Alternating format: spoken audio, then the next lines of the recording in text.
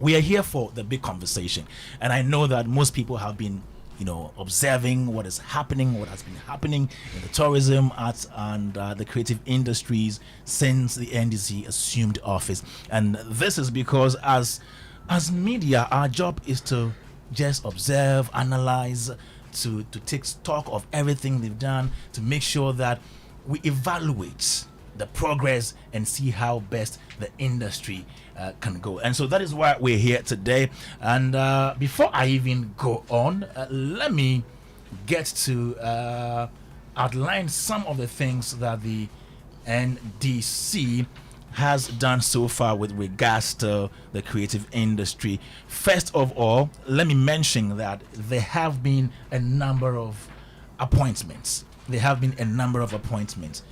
me just zap through that. So the Minister of Tourism, Culture and Creative Arts, that appointment was made within the period. So that's Honorable Ablanji Fagomashi. Then we have our Deputy Minister of Tourism, Culture and Creative Arts, Yusuf Isaka Jaja. He's the Deputy Minister of Tourism, Culture and Creative Arts. We have Rex Ousumafu, who heads the Black Star Experience. We have Mame Ifua Wajato. She's CEO of Ghana Tourism Authority. There was another appointment for a deputy position for the GTA, and the person of Gilbert Abeku Agri. He's Deputy CEO of Ghana Tourism Authority. We have Wakefield Akuaku, who is also the Executive Director at the National Commission on Culture. Then we have Gideon Ayikwe. Gideon Ayikwe is the Executive Secretary for the Creative Arts Agency. We have Henry Herbert Malm. Henry, he's not Helbert. Henry Herbert Malm. He's Executive Director of National Theatre. We have Kafui Danku Picture, Executive Secretary, National Film Authority. We have James Gardner, Deputy Executive Secretary, National Film Authority. And yes, these are the appointments that we've had this year. Now let me also go through some of the things they've done, so it guides our discussion throughout this show here on Joy 99.7 FM. So the National Film Authority held a workshop for Ghanaian actors on May 8, 2025 at the Silver Bed Cinemas. The workshop was facilitated by Hollywood actor Morocco Omari. That's number one. Number two, there has been the launch of the Black Star Experience, which is actually one of the 120 days social contracts that President Mahama signed, if you like, with us. And so that was also launched. The Black Star Experience was launched on May 1st or May 1, 2025 at the Freedom and Justice Monument in Accra at the Black Star Square. Then the Ministry of Tourism, Culture and Creative Arts partnered with the Ghana Culture Forum to support the Ghana Culture Day celebrations, which was held on March 14, 2025. Yeah, so there was the Ghana Culture Day celebration. Then launch of Accra by Night Tour. And this one was also aimed at enhancing Accra's appeal as a premier nightlife and cultural tourism destination. It was launched on 30th April.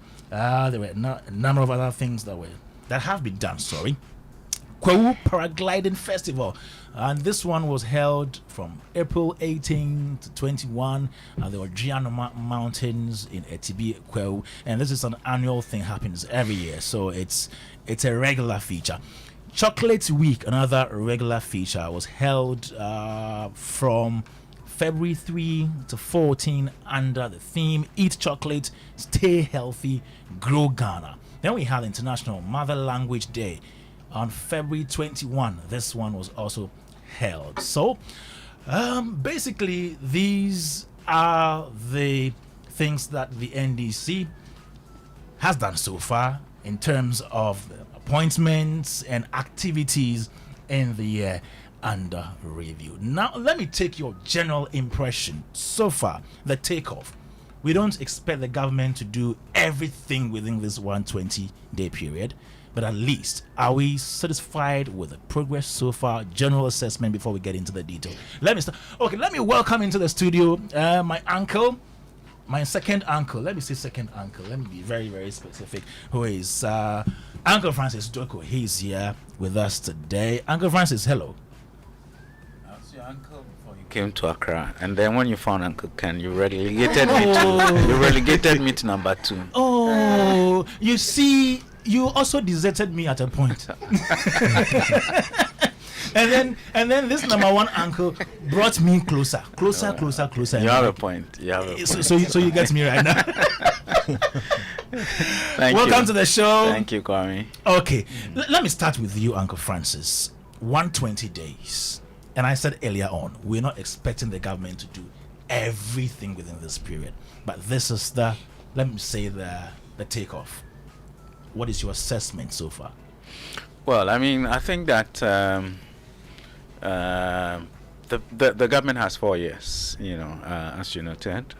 They have 4 years, and then Ghanaians will decide if they would want to renew that mandate after 4 years. So whatever they will do will be within that period. And so I think that it's a good start.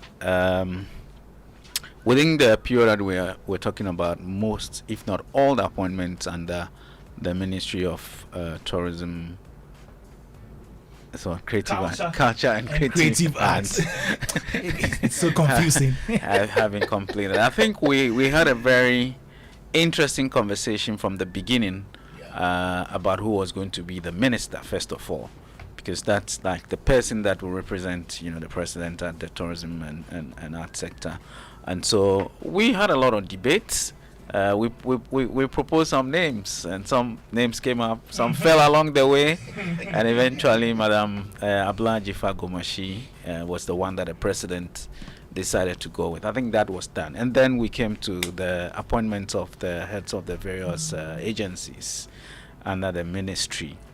We know that there are 13 agencies under the ministry. I don't know if all of them have their CEOs and deputy CEOs now, but I think significantly we know that they have. For me, the key ones at least have GTA, GTDC, National Theatre, National Commission on Culture, Creative Arts Agency, and the like. So I don't know if there will be any excuse now to given that all the people who have to be appointed have been appointed, NFA as well. The issue also becomes the people who have been appointed.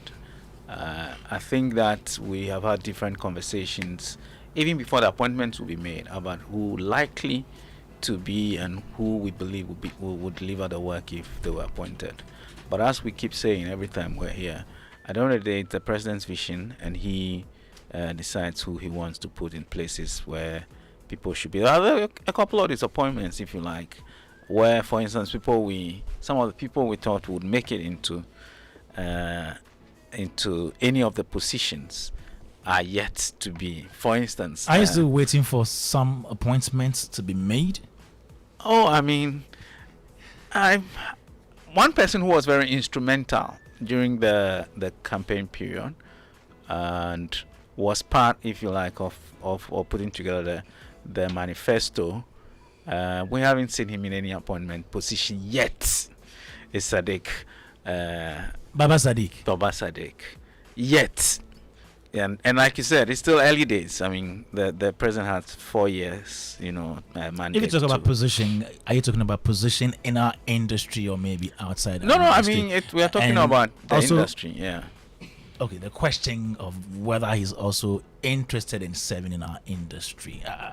I'm saying that ahead of the election, he was instrumental. He was part of the people who were talking. I mean, you remember when we had a debate, he and Rex were the ones that represented the NDC, and that was not just one program or event. There were several others that they were, and we also know that even putting together a manifesto, they were very instrumental in that. So we haven't seen him yet. That's why I say yet. Yes. Perhaps he would, pick up a role in the sector. Perhaps he'll have another role somewhere. Perhaps he's not interested. Perhaps he's not interested, because I know or heard of people who were given some positions that they didn't take. So it's possible. Oh, that, you do? Oh, I mean, I heard that there were people who were offered some positions that they said, I'll pass. I'm surprised about that, but some in our industry. Not necessarily. Not necessarily. Not necessarily. So yes, in terms of appointments, I think that we're fairly there. Then we'll come to the different activities, and you mentioned a few of them that have taken place. Yeah. I think one that I didn't hear was the Ghana Month, which was launched by the GTA this year. Yeah. I think over the years we've spoken about how the media organizations had taken control of that. True. And properly marketed the destination. Multimedia, Media General, City, everybody had put in their own investment to market Ghana during the month of March. And the GTA, the best they have done is to, sponsor one or two programs and, show interest a bit from afar. But I think that this year they really launched it. And I hope that it is not just launch, per se, but also properly partnering. I even wrote in my column that I feel that they need to even sponsor or have some commercial conversations with the media houses who have helped to promote the destination. That's for almost a decade, So I think that was also something that was staked. And so I would say that from the tourism perspective, I hope ministry like GTA, like GTDC, to really push themselves hard, because really 4 years is not a long way at away. All. Did you say 4 years? Yeah, it's not actually. 3 years. We only it's 3.5 years. Right? Maybe. Yeah, maybe 3.5. So I think there's a lot that has to be done. I've seen the things that have been done. The optics look good. Great. There's a lot of activities happening. Good. For me, it is more about properly bringing all together. Last week we were here with Rex about the Black Star experience, and one key thing that Uncle Ken and I were trying to insist on was how there's some level duplication of duplicity, roles, or duplication in some of the activities, and so there's a need to properly sanitize that, in my view. That's the chaos that I see.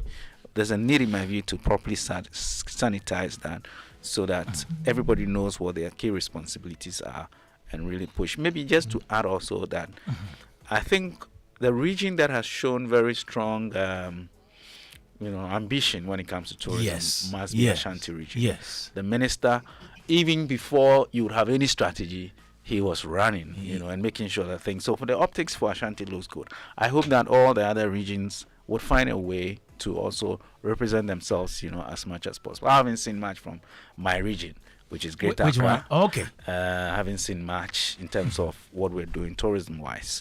I hope that all the regional ministers would take a cue from what Ashanti is doing and then properly position themselves. But generally, I think that there's been some flurry. We're on course, eh? We are, and I believe we're on course. Thank you very much, Francis Doku, CEO of Maestro Africa Group, West Africa Regional Rep for Africa Tourism Partners, and he's here with us. Let me move to Uncle Ken. Uncle Ken, after 120 days, how would you assess the performance so far? The beginning was it agrobeye there? If anopa into anopa bremu.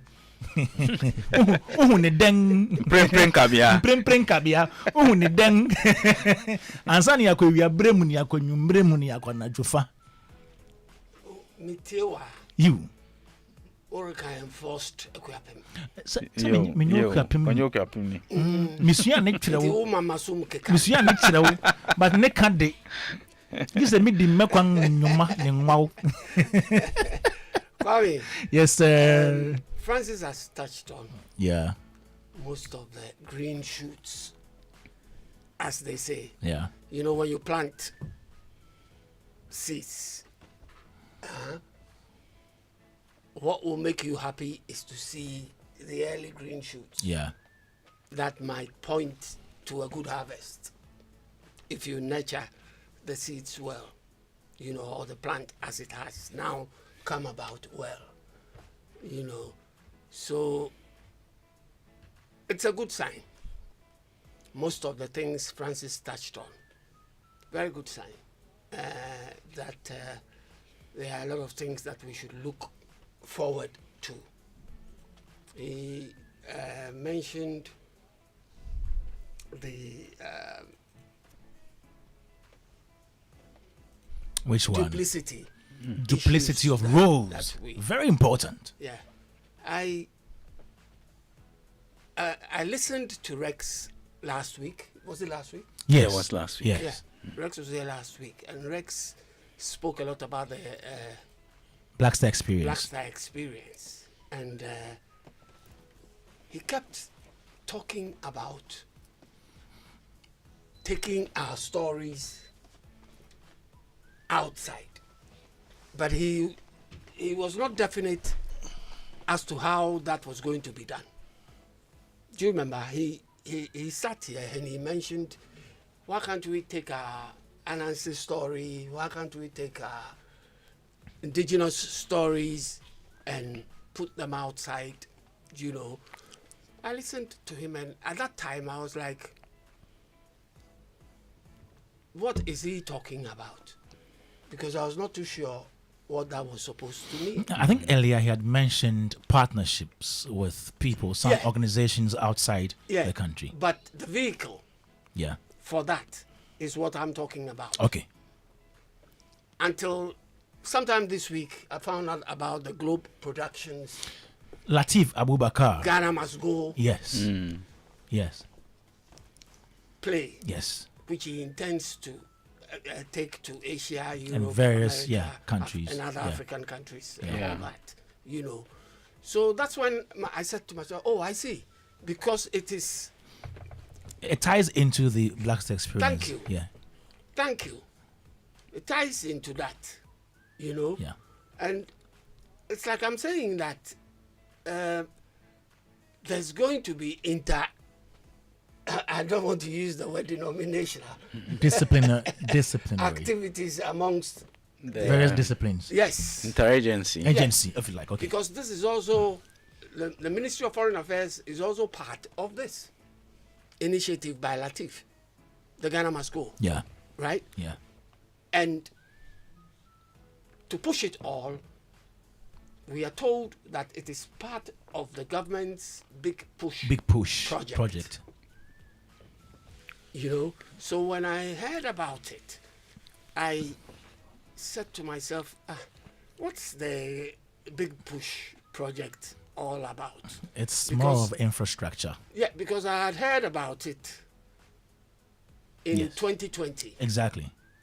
Okay, and Sadiq, whenever he came here, he mentioned it. Yes, yeah, he did mention the big push. So I was like, oh, okay. So let me check what the big push is about, because I was a bit cloudy, you know, in thought to what it really entails. So I went to check. And the Big Push initiative is a strategic plan by Ghana's National Democratic Congress to accelerate economic growth and development. It's a 10 billion investment plan which aims at enhancing infrastructural development, boost economic productivity. 10 billion what? Dollars. You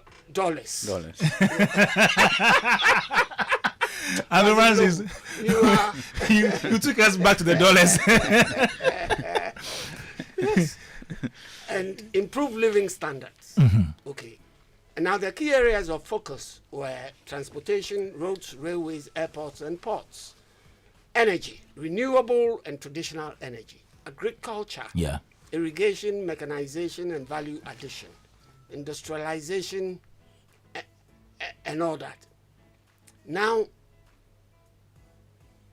I was looking for something to do with creative arts or tourism. Yes, our sector.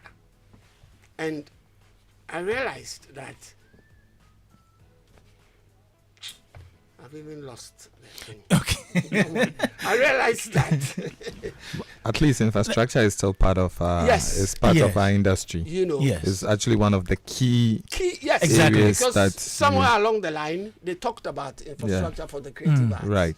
and all that, and then this idea of Latif's Ghana must Ghana go. must go was also part of it, which was to sell Ghana out there to the What is infrastructure in the first place? other world, to create avenues for tourism and investment. So this falls in line with that. Okay. If he's taking his play outside the borders of this country to the foreign world, and he says that the play depicts the culture and all that we have in Ghana, Yeah. that he thinks a PowerPoint demonstration cannot achieve.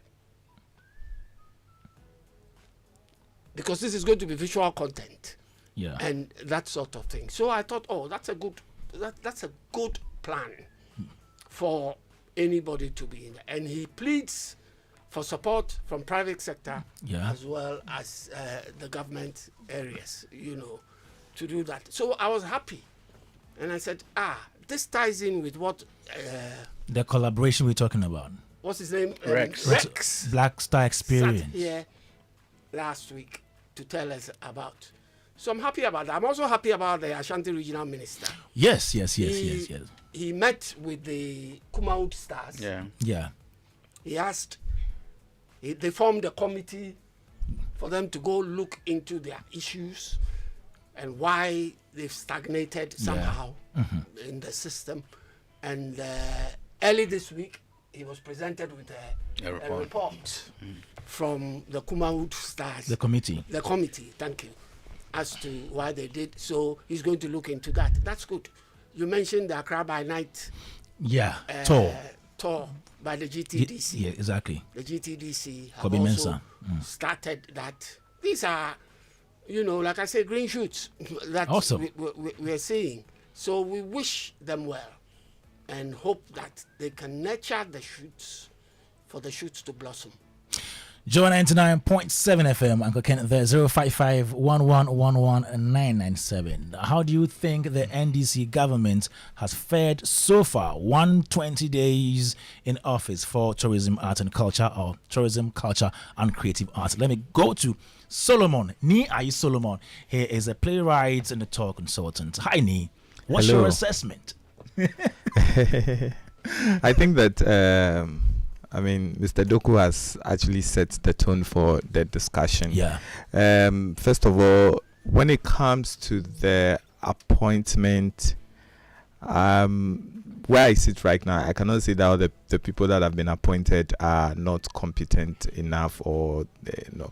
But I know a few of them, and I know they can deliver. Okay. For example, Auntie Abla Jifagomashi, of course, I call her Tanti. She's somebody who is well qualified for the role.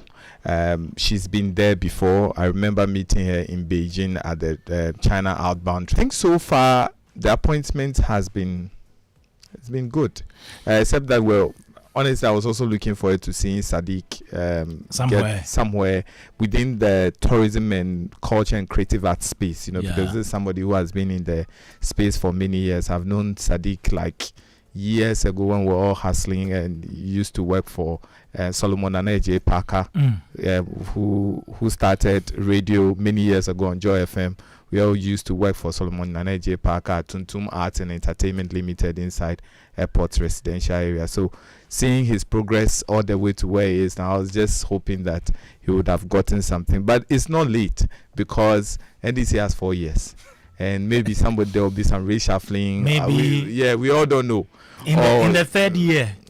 Oh, we don't know. They are creating all kinds of projects. So maybe there's something coming up where you will be more comfortable to handle. However, even if he's not given a position, I'm sure he will be able to also give the push from wherever it is, since it's their party that is in power. Yeah. I am looking at the various programs. I'm sure maybe before you go to the programs, you being a playwright, you do theater more. What is your take on Herbert's mom's appointment as executive director of National Theatre?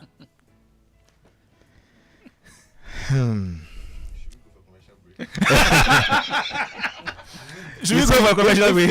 You see, sometimes people think I'm brutally honest. Okay. But are you? I think are you? I am Okay. very brutally honest. I grew up at the National Don't Theatre. brutalize us on the show. So I grew up at the National Theatre. Most people who knew me would know that the National Theatre was a space where I grew up. From Fan World to Kida Fest to I've performed on all the stages, and when it comes to poetry, I was almost the guy who was always picked for best of Fan World to perform. So I've seen the growth from Auntie Koko Amate Fio to Efo Kojoma Ogbe and all of them to Auntie Akosia Abdallah. Auntie Akoko. But I came to meet Auntie Koko. Okay. I met Efo Kojoma Ogbe. I met Auntie Akosia Abdallah. And now Dr. Akosia Abdallah, and I've seen the progression. And if I look at the appointments of all the people that have taken up that role, these are people that are deeply rooted and connected to the arts.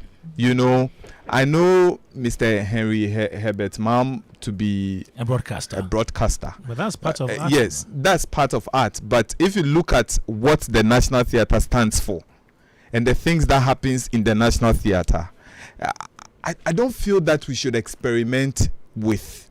I don't know his background, and I'm not throwing judgment at him at his appointment. I am not doing that. But I would have preferred that we had somebody more in that space, in that act, like the way Professor Kobi Mensah has been put at Ghana Tourism Development Company.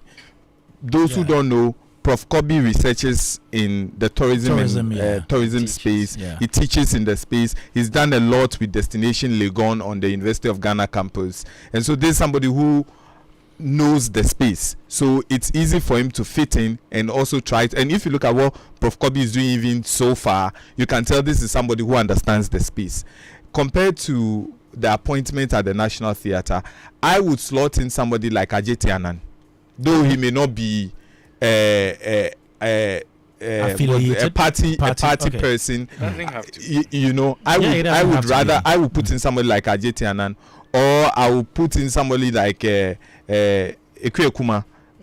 You know, like people who know the space, understands the space, works with the space every time, and can interpret all the nuances that the space has to offer. You know, because this idea of civil servants are there and they'll walk you through it. Where the National Theatre is now, it has deteriorated. The level has dropped. You need somebody who is in the space, who understands the space, who can be able to bring it back to where we all know it to be, in the arts and all. What has happened to a Bibi Groma? What has happened to the dance company? You know, meanwhile, those days, we do productions and you have companies from Nigeria, all of them coming to Ghana to do plays with us. So when it comes to the National Theatre appointment, that is my opinion. However, Mr. Mam is there to prove us that though we may know him as a broadcaster, he has what it takes to be able to shape the National Theatre and make sure that he brings value to it. We are all looking up to what he will do. So in terms of being a playwright, I think that's what I think about his appointment, you know. Before I let you continue, let me quickly take Uncle Ken and Uncle Francis's opinion on Henry quickly. Yeah, yes. Thank you. He mentioned Ajete Anan. Yes. As being someone that he feels will have been better fit, if you like. Not better. He didn't say better. No, I didn't say better. But I think he was just giving examples of people that I feel that he feels that could have occupied that position.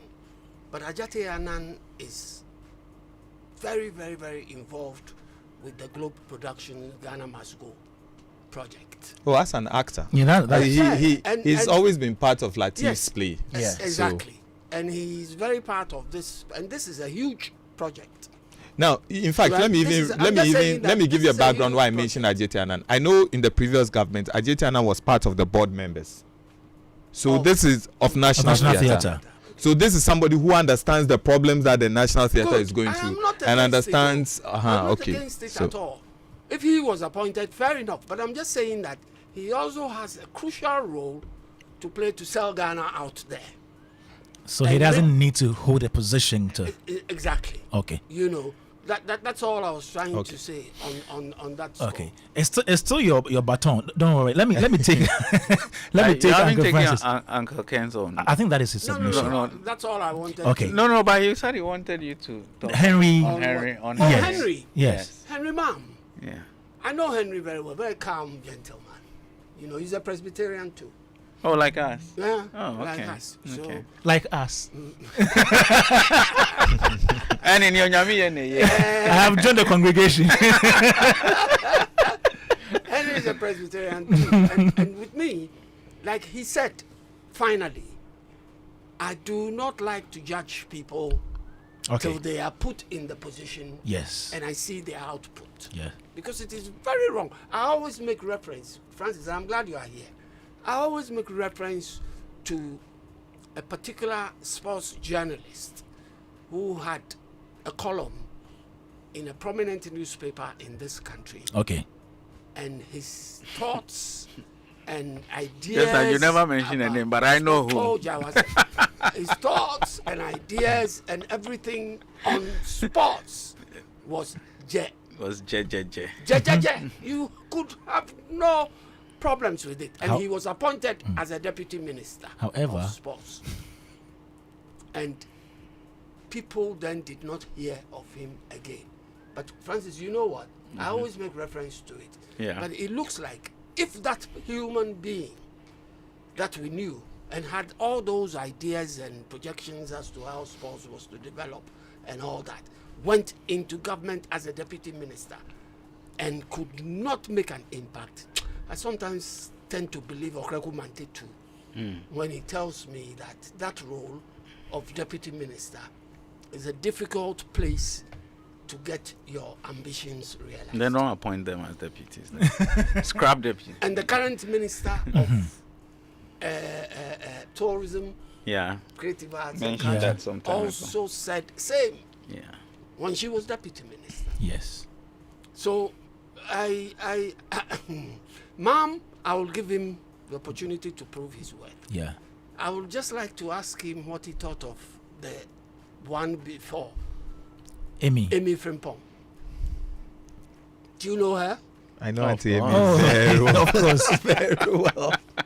I call her Auntie Amy. I know Auntie Amy very well. Was she part of the establishment before her appointment? When you say establishment, The person. industry. Why is she a theater person? Yes, Yeah, she is. yes, she is. Oh, she Yes, is. she Yes. is. Oh, yeah, she's Oh. done a lot of She's acted stuff in like a that number of- yeah. in abroad, in America, and Oh, also okay. yeah, Okay. she was in the space. An industry person. So if she was, and you don't want to tell me how she fared, I didn't And say I me- don't want to. You just asked, and I was just quiet. He was thinking about it too. I didn't say All right. So continue with your point. The programs. yeah. When I come So to I Naya. didn't say again. Ah, you didn't say yours. Yeah. I haven't said. Oh, okay, Uncle Francis. My sentence. Yeah. So I was surprised, when I heard that Henry Herbert Malm had been appointed, because we were, again, as we kept speculating, we mentioned names that were close to the theater space, people with arts background, theater background, and my understanding up to a certain point was that to be appointed as the director of the National Theatre, you should have a theater background.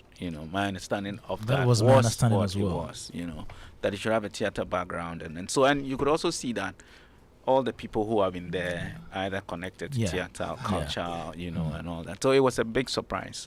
But again, people have been put in places where they perhaps were not, connected to that. But I think in terms of appointment, the only one that is mentioned, in terms of ministers, not necessarily heads, it's Attorney General, that person must be a lawyer. Yeah. Apart from that, any It's other not stated. any other ministry, your background really would not matter. So it's a challenge. I believe it's a challenge for Henry. Okay. That the state of the theater now is deplorable, and so for him, it will be that by the time he leaves there, if he ends the term, or if by the time he's maybe moved from there or anything, so long as he's given the mandate to run the place. And he has experience from many and apart from working at TV3, he worked at Unilever, he worked at other places. So he has experience in business, in management. Management. You say is deplorable. The state of the theater. Now you see, yes. Kwame, you know the point I want to make. Which one was that? Referring to the building theater, not the setup, not the national theater. As an agency. No, the setup. I'm not referring to the building. No. Is also. No, I'm not referring to the building. Is it the entire? Yeah, I'm not referring to the building. I'm referring to. Okay. I mean, because setup. Because from what I am told. That's what I wanted. Yeah, to what I'm establish. told, the National Theatre is not the building that sits in Accra. Yeah. No. Exactly. That's It's the a point I'm movement making. that's supposed to replicate across, but we don't have that, and that's what I mean. Okay. And so I want somebody who can bring back that spirit of the National Theatre again. And even when it was just here, I mean, and as Nia said, I used to cover in the early days of Showbiz. I used to cover a lot of things that were happening at theatre, from the folks place to all the places, the when you mentioned kid affairs and and all Fun that. world. I mean, I remember some of the young people who eventually became stars who were doing and all that, and all those things are gone. I think that there's a need to see how to revive that again. Great. Even the restaurant that was at the theatre, traffic. It was a place that not there anymore. it's It's like there, but it's not functioning like it has to. Not there like there. Not like it's there, man. Because Even those days at the National, there were 2 restaurants. One at Folks Place, and then one behind Folks Place where that big ball is, where traffic is. Yeah. None of them is. So I think Henry has his job He has a cut lot for him to do. and I hope and I believe that he would be able to work with the right people and make it better. Okay. Now to the programs. Then I come to the mayor. I mean, and even a quick one on that, from you. and even that we could have, again, for National Theatre, nothing against Henry, Baba said he could have also slaughtered in quite nicely. No, I'm saying so because you see, Baba Sadiq for National Theatre. No, because he's not a theater person. Yeah. He's an entertainment person. With his connections and the way he promotes events and everything, can be able to lift it to a certain level with the. So, but let's see, Henry is there is there now, and we're sure that he's capable. He will be able to do it. Let's wish him well. Yes, and let's pray that he brings it back to appreciable level. In terms of the programs that have happened this year, I mean, in the 120 days, it just tells me how intentional the government is about trying to promote tourism. Okay. I think that they've started on the right note. I did not actually. I was supposed to be at the launch of the Black Star Experience. Unfortunately, I was caught out in South Africa, so I couldn't come.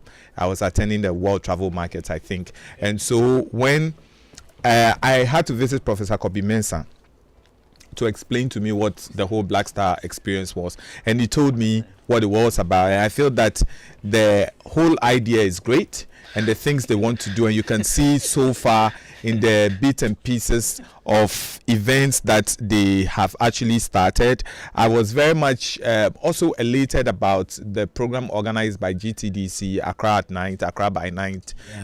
Already for those of us who are a monthly night tour, right? A monthly night tour. Yeah. And for those of us who are in the tourism space, this is something we already do, but I like how it was blown out, it was elevated, and that day I was told so many people came off.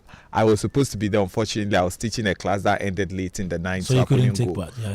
So I wanted to really see what it is that they were doing, but Prof. Kobe gave me some information about how everything went, and so I am particularly happy about it that they have started that now. I also want to see their intentionality in terms of sanitation issues in the capital city. So I must say that Mr. Doku was saying that they don't see what the regional minister is doing. At least we have seen that they started collecting these foreigners off our streets. That is also part of the things that they are.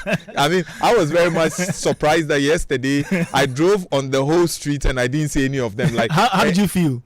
It felt so good. It felt so good. Like one of the things I even want the government to do is sack the people. Okay, at least let's pray that they are firm on it. One of the things they have to do is to sack all the people at the airport, traffic light, the guys who sit on the wheel and pushing and chasing after people. You mentioned this. Yes, and all the hawkers around the airport area. I know people will not agree, but all those people must go because that is the first contact with the country. My challenge right now with all the appointments is, do the people really understand their roles?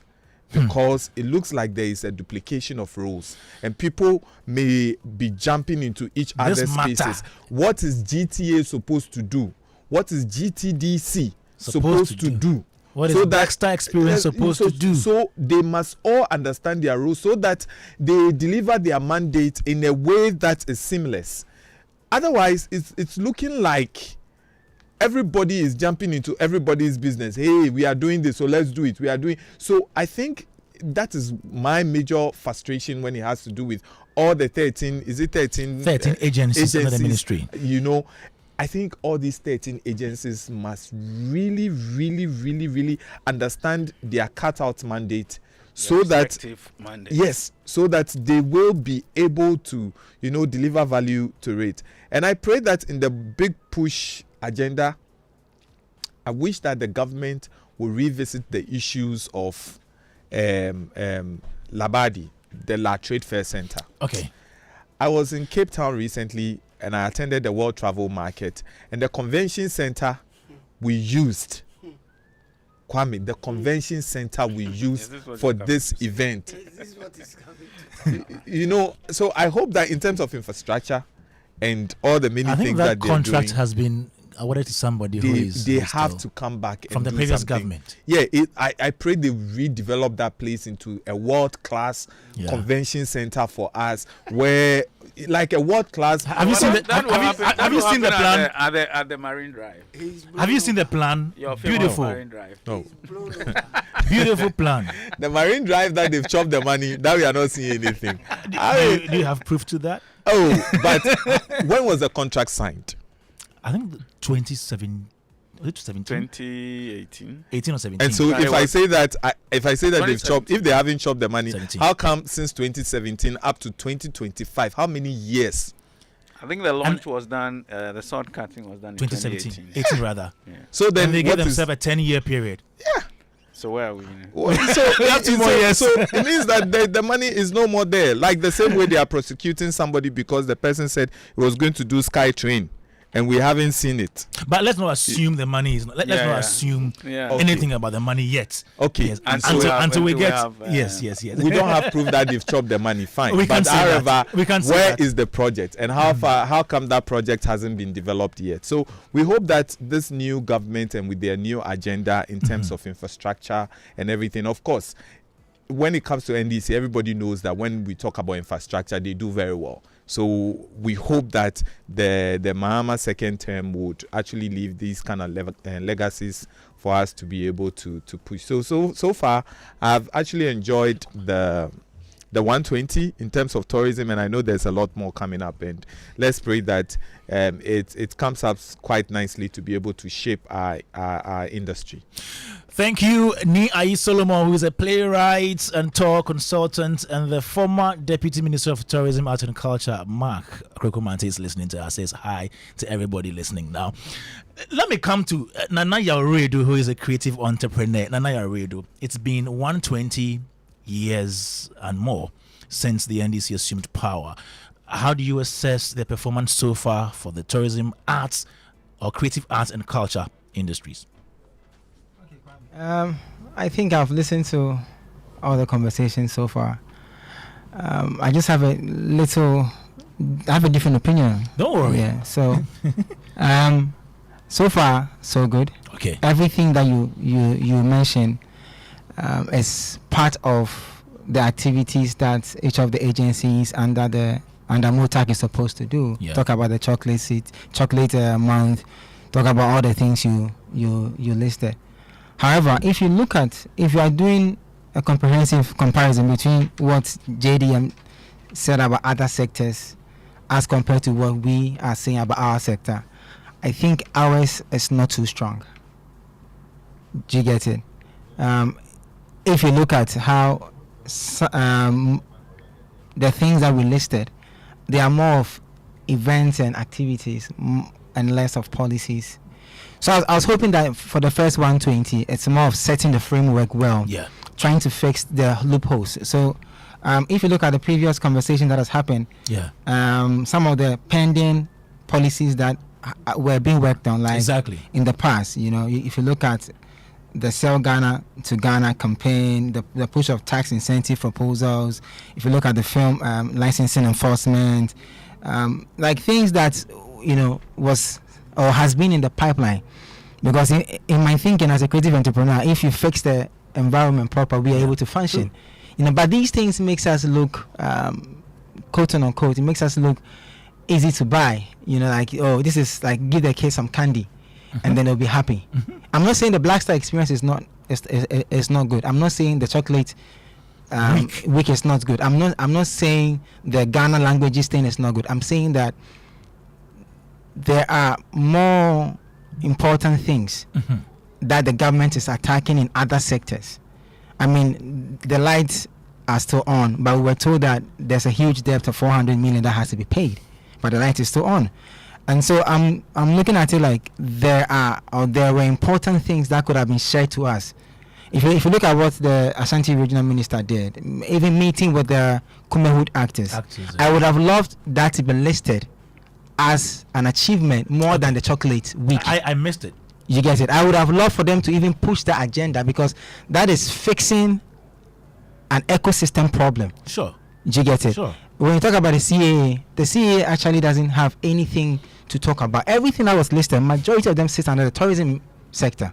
GTA, GTDC are doing amazing. And a few culture related. Yes, but for the creative, for the CAA, there's nothing there. Let me give you an update. So I spoke to Divine Owusu Ansan, who is the Director for Art and Culture at the Ministry of Tourism, Culture and Creative Arts this morning. Yeah. And he told me now the Creative Art Agency has an office space. They have an office space now. Kwame, we don't need... No, Kwame, hold on. Wait, no. I won't let you down. Kwame, no. It's not update. Wait. The office is not... A building is... No, you know why? You know why I'm bringing in the office? Listen, I am bringing in the office because in the past we heard they had no office space. So this is update. You remember after the government, the old government left and the new one came, there was that news about, okay, now Jankroma had taken everything off from the space and they had no office. So this is update to tell our people that previously they had no office, now they have an office space. Just update. Let's go. Kwame, where's the office? The Bureau of Ghana Language, the same place. Okay, so I don't think that the building is important to us. Oh, is it not important? No, because if today COVID hits again, everybody working in that building will have to be home and work from home. And so that is an excuse that we are trying to give ourselves to tell ourselves that, oh, we didn't have an office space. If you go to every website on MOTAC, every one of them is active except the CA. You can check. Yeah. It tells you that I've often said that the tourism sector, for some reason, is very well framed, is structured.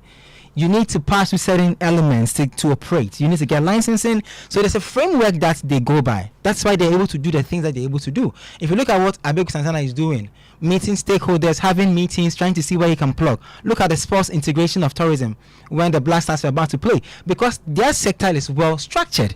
So they have ways and means. I'm not holding brief for the CA, but I can also say that I know they've had some stakeholder engagements with the Ghana Culture Forum. I'm just giving you, because I follow them, I'm just giving you updates of, so you know about that as well. So what were your expectations? Your expectations for the CAA?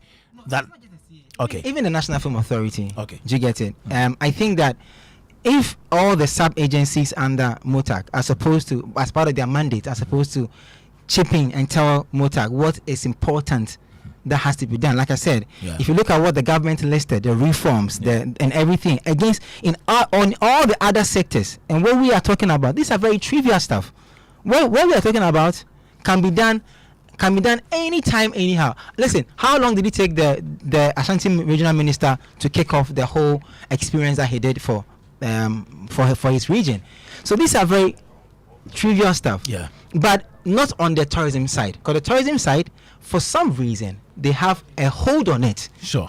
They have a huge understanding of what they are doing. Sure. You know, where to get your license to operate, the regulations to follow. Even now, they are doing the fleet agenda, where they are trying to engage stakeholders, you know, to make sure that they train them and educate them to be able to receive foreigners and know what to do. So there's this activity that they are doing that supports, because the framework for that ecosystem is working. Sure. When it comes to the creative arts, it comes to the National Film Authority and all the other conversations that we are having, I don't see anything in terms of policy. I was hoping that we will hear more policies, because Mahama is talking about policies that he's doing, reforms that he's working on for other sectors and this. Where are our policies? What has been done so far that guarantees us that, okay, in the next 120 days, we know that a certain sub-agent under, let's say, let me use Gamro, will be pushing a certain agenda of getting a regularized system where they can operate properly. Exactly. I'm hoping to hear that the NFA has said that, okay, you know what, we submitted to MOTAG that these are the process of how we can literally frame or fix our industry, the movie industry. So if you are in the Actors Guild, you're in the film, you're in Five Park and all these things, we are this is what we are trying to do to fix our issues of royalties, our issues of IP, you know, so that the infrastructure, the framework is done well. Then now whatever we want to do becomes a benefit to the ecosystem, because then I can operate. So I know that if I want to do an event, if I want to operate as a music executive or as a label, I need to go to CA and get my license. If I have my license, these are the rules that I have to follow, and then it enables me to go about doing my business. It also makes corporate Ghana trust the people that they are dealing with. Have you seen the shift in marketing when it comes to sponsorship in the creative arts industry? It has gone from 100 to 0. Because who do you trust now? Who do you trust? Somebody comes in with a brilliant idea, you find the person, you don't find the person again. Who is holding that person responsible? And so over time, that has become a norm. But I think that if we're able to fix all these things, it's better. At least give us some hope. Give us a little hope that sub-agencies under all these big agencies helping MOTAG are working and telling MOTAG what is important to us. You get what I'm trying to say? Everything else is fantastic, and I think that everything else that they're doing can be done. The launch of the Black Star experience was beautiful. Yeah. It's changed now. Ministry of Tourism. So now how it's Ministry of Tourism, Arts, Culture. Now it is Ministry of Tourism, Culture and Creative Arts under this administration. Well, unfortunately, so how do we? Unfortunately, it is www.motag. The nomenclature of the acronym. How do we do it now? Yeah, they haven't even done the switch themselves. themselves. Don't call it MOTAG anymore. So how do we call it now? Please arrange for us. Ministry of Tourism, Culture and Creative Arts. Okay. MCCA. But you know, I mean, whether it is I honestly thought we MCC, should have left that, but Is it Motkak? but Kwame, I mean, so that's how I see it. Yes, it's a step in the right direction, but we can do better. Yeah. We can tell the people in the space better. Just like how they are doing it in other sectors, I feel that we also deserve the same energy. Especially when in their manifesto, some of the key things was to make sure that we become an economic contributor to the GDP. Sure. It was listed and they had several things under that. These are good, but these are trivial stuff. Are they weak indicators? Yes, they are very weak indicators for me. It's not a good start for me. What do you make of the NFA's workshop with that Hollywood actor Morocco Omari? So it's part of their mandate. For NFA, it's part of their mandate. They are supposed to organize workshops. So when they do it, they take it off their box. Okay. But for them themselves, for those in position of power right now, they were actors or actresses. They've shot movies, and they are not getting. There's a lot of reruns for their movies. They are not getting residuals for it. A lot of their old actors are complaining. And so if they decided to choose to do a workshop to train than to fix the very basic problem, to push to fix the very basic problem that affects even them, that's up to them. as for the mandate, if you're given the job, your job description is there. As to what you choose to do out of your job description, it's entirely you. Because whatever you are supposed to tell me, if I'm the leader of the ministry, is what I will do for you. Like I said, if you go to the energy sector, all the agencies that are working with the Ministry of Energy, they know what is important to them. They all have their job descriptions, but they chose the one thing that will make them keep their work going or help us to keep our lights on. Yeah. Do you get it? So it's a matter of deciding what to focus on. You know. So if they are focusing on doing a workshop because maybe they think their members need that, then we have a big problem. Then we have a grassroots problem of understanding what is important to us as an industry. Do you get what I'm trying to say? Yeah. If in 2025, what is important to us now is to do a workshop that after 2-3 days, nobody remembers whatever was said at the workshop, then we have a big grassroots problem. If today the creative arts industry, of all the, look at the number of works that has been done in the space, look at the number of festivals that happen in the space, yet we are the most, if not the biggest begging industry or sector in this country, I don't know who we are, then it means that we are not serious. Because I, as a creative investor, I take my money, I'm doing an event this summer. If the ecosystem is enabling enough, I should be able to raise budget without going to the government. It should be that easy for me to raise the budget when I go through the right systems, because everything has been put in place to get me to where I need to be to help the ecosystem to grow. Great. Joy 99.7 FM, we are assessing the government's performance for tourism, culture, and creative arts here on Showbiz A to Z. Let me get to Uncle Ken. So 120 days and over, some of the agencies don't have boards yet.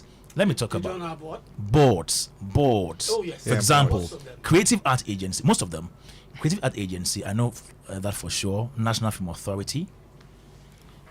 Is it not, okay, 120, is it not enough a duration for them to maybe give us or institute a board for the various agencies that don't have boards now? And who is supposed to suggest the board members? Because as we speak for now, most of these agencies, yes, whose role is 120 days not enough for us to have I'm boards? He's asking you a question. I'm also asking you.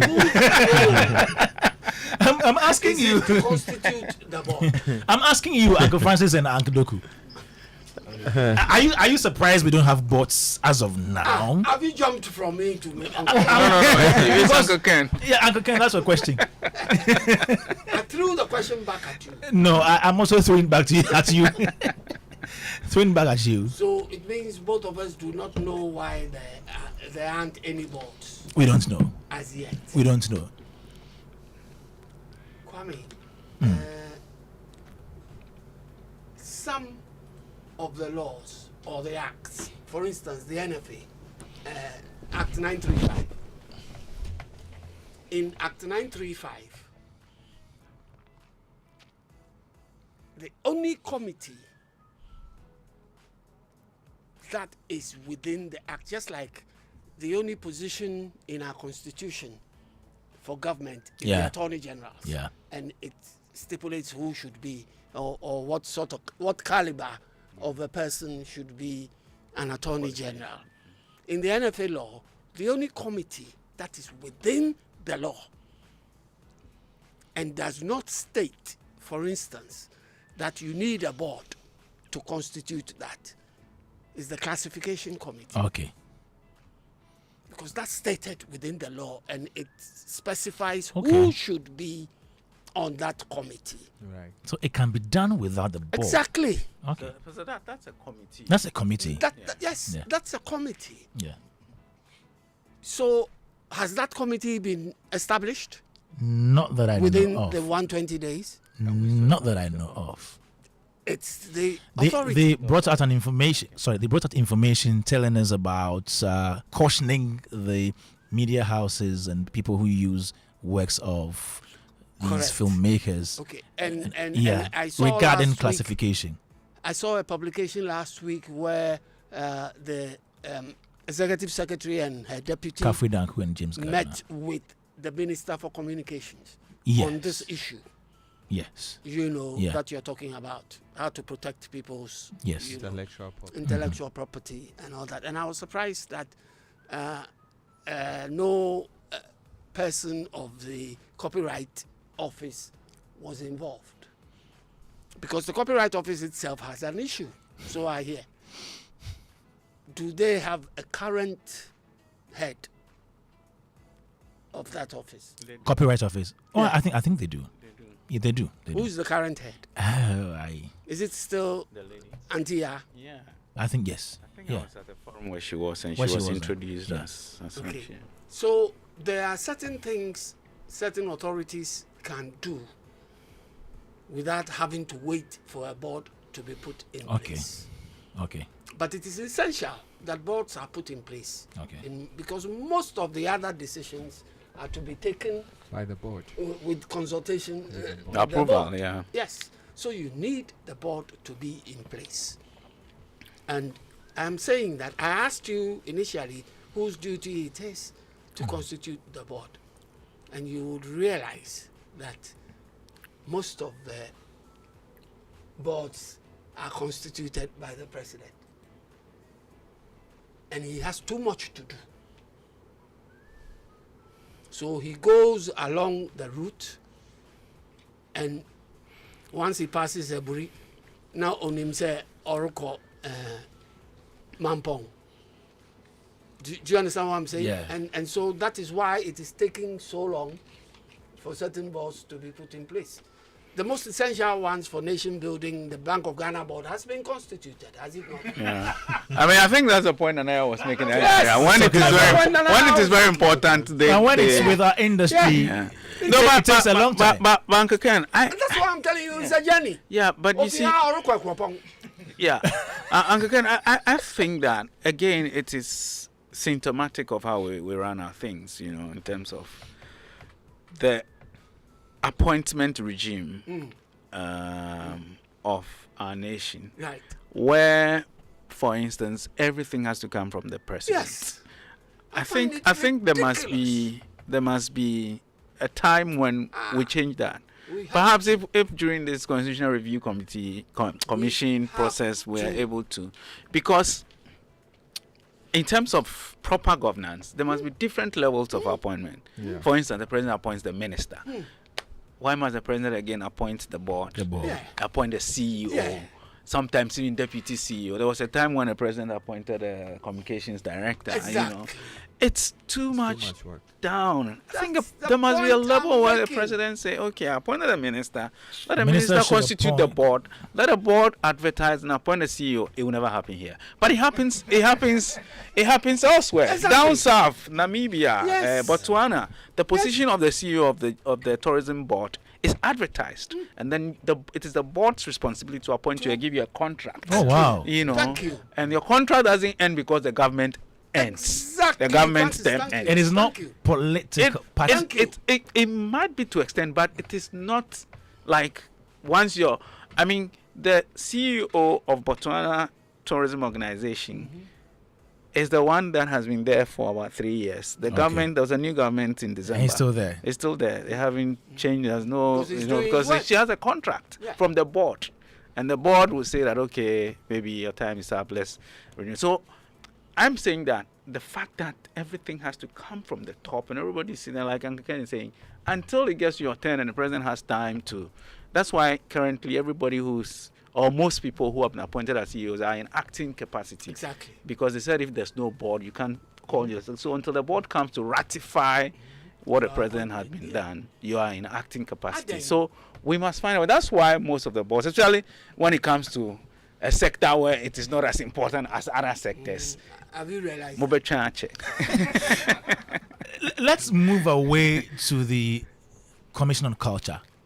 Has anyone here heard anything from them within this period?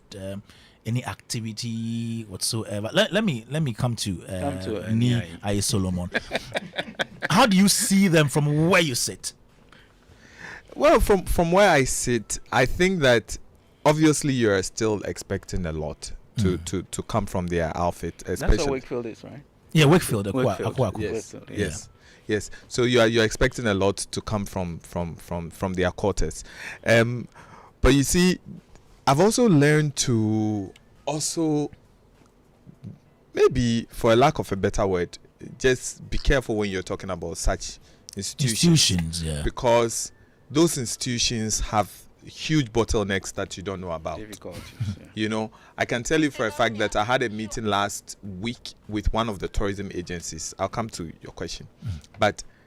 And the CEO was telling me what he came to meet. I was shocked. So he's running the entire entire agency from his pocket. He's financing it. For the meantime, because these are some of the buttons. There's no board, there's no this, there's no that. So it's like, and you also can't be seated there doing nothing because the president has appointed you. Need to work. You have to find a way of working. Some of the ex-employees also complained when they came. Same issue. Yeah. Same issues. So the question is, it's systematic, and something has to happen to the system. Something has to change in the system, and it will shock you that some of these agencies can't even go out of free will to generate internal money to be able to run their affairs. Even if you generate money internally, it still has to go to the top. It goes to the consolidated. It just goes, and so we may be expecting a lot of some of these things from these people, but they are struggling. They are really struggling to be able to deliver value. You know. All right, Joy 99.7 FM Showbiz A-Z. We're still here having an assessment of government's performance on tourism, culture, and creative art within 120-day period. That is what we're doing here on the show. This is Showbiz A-Z. If you have any message, any question, any inputs, do send them via 055-1111-997. That's our WhatsApp number. You can send in all your messages there. We're still here. Let's get to this conversation from this angle. Now you're ready. So we are now in May. From now till, let's say, December, what are your expectations? Where do you foresee the industry moving to? Still in the process, still on the journey from January 7 to December. We are in May and we are having an assessment of the performance so far. By December, where do you want to see us?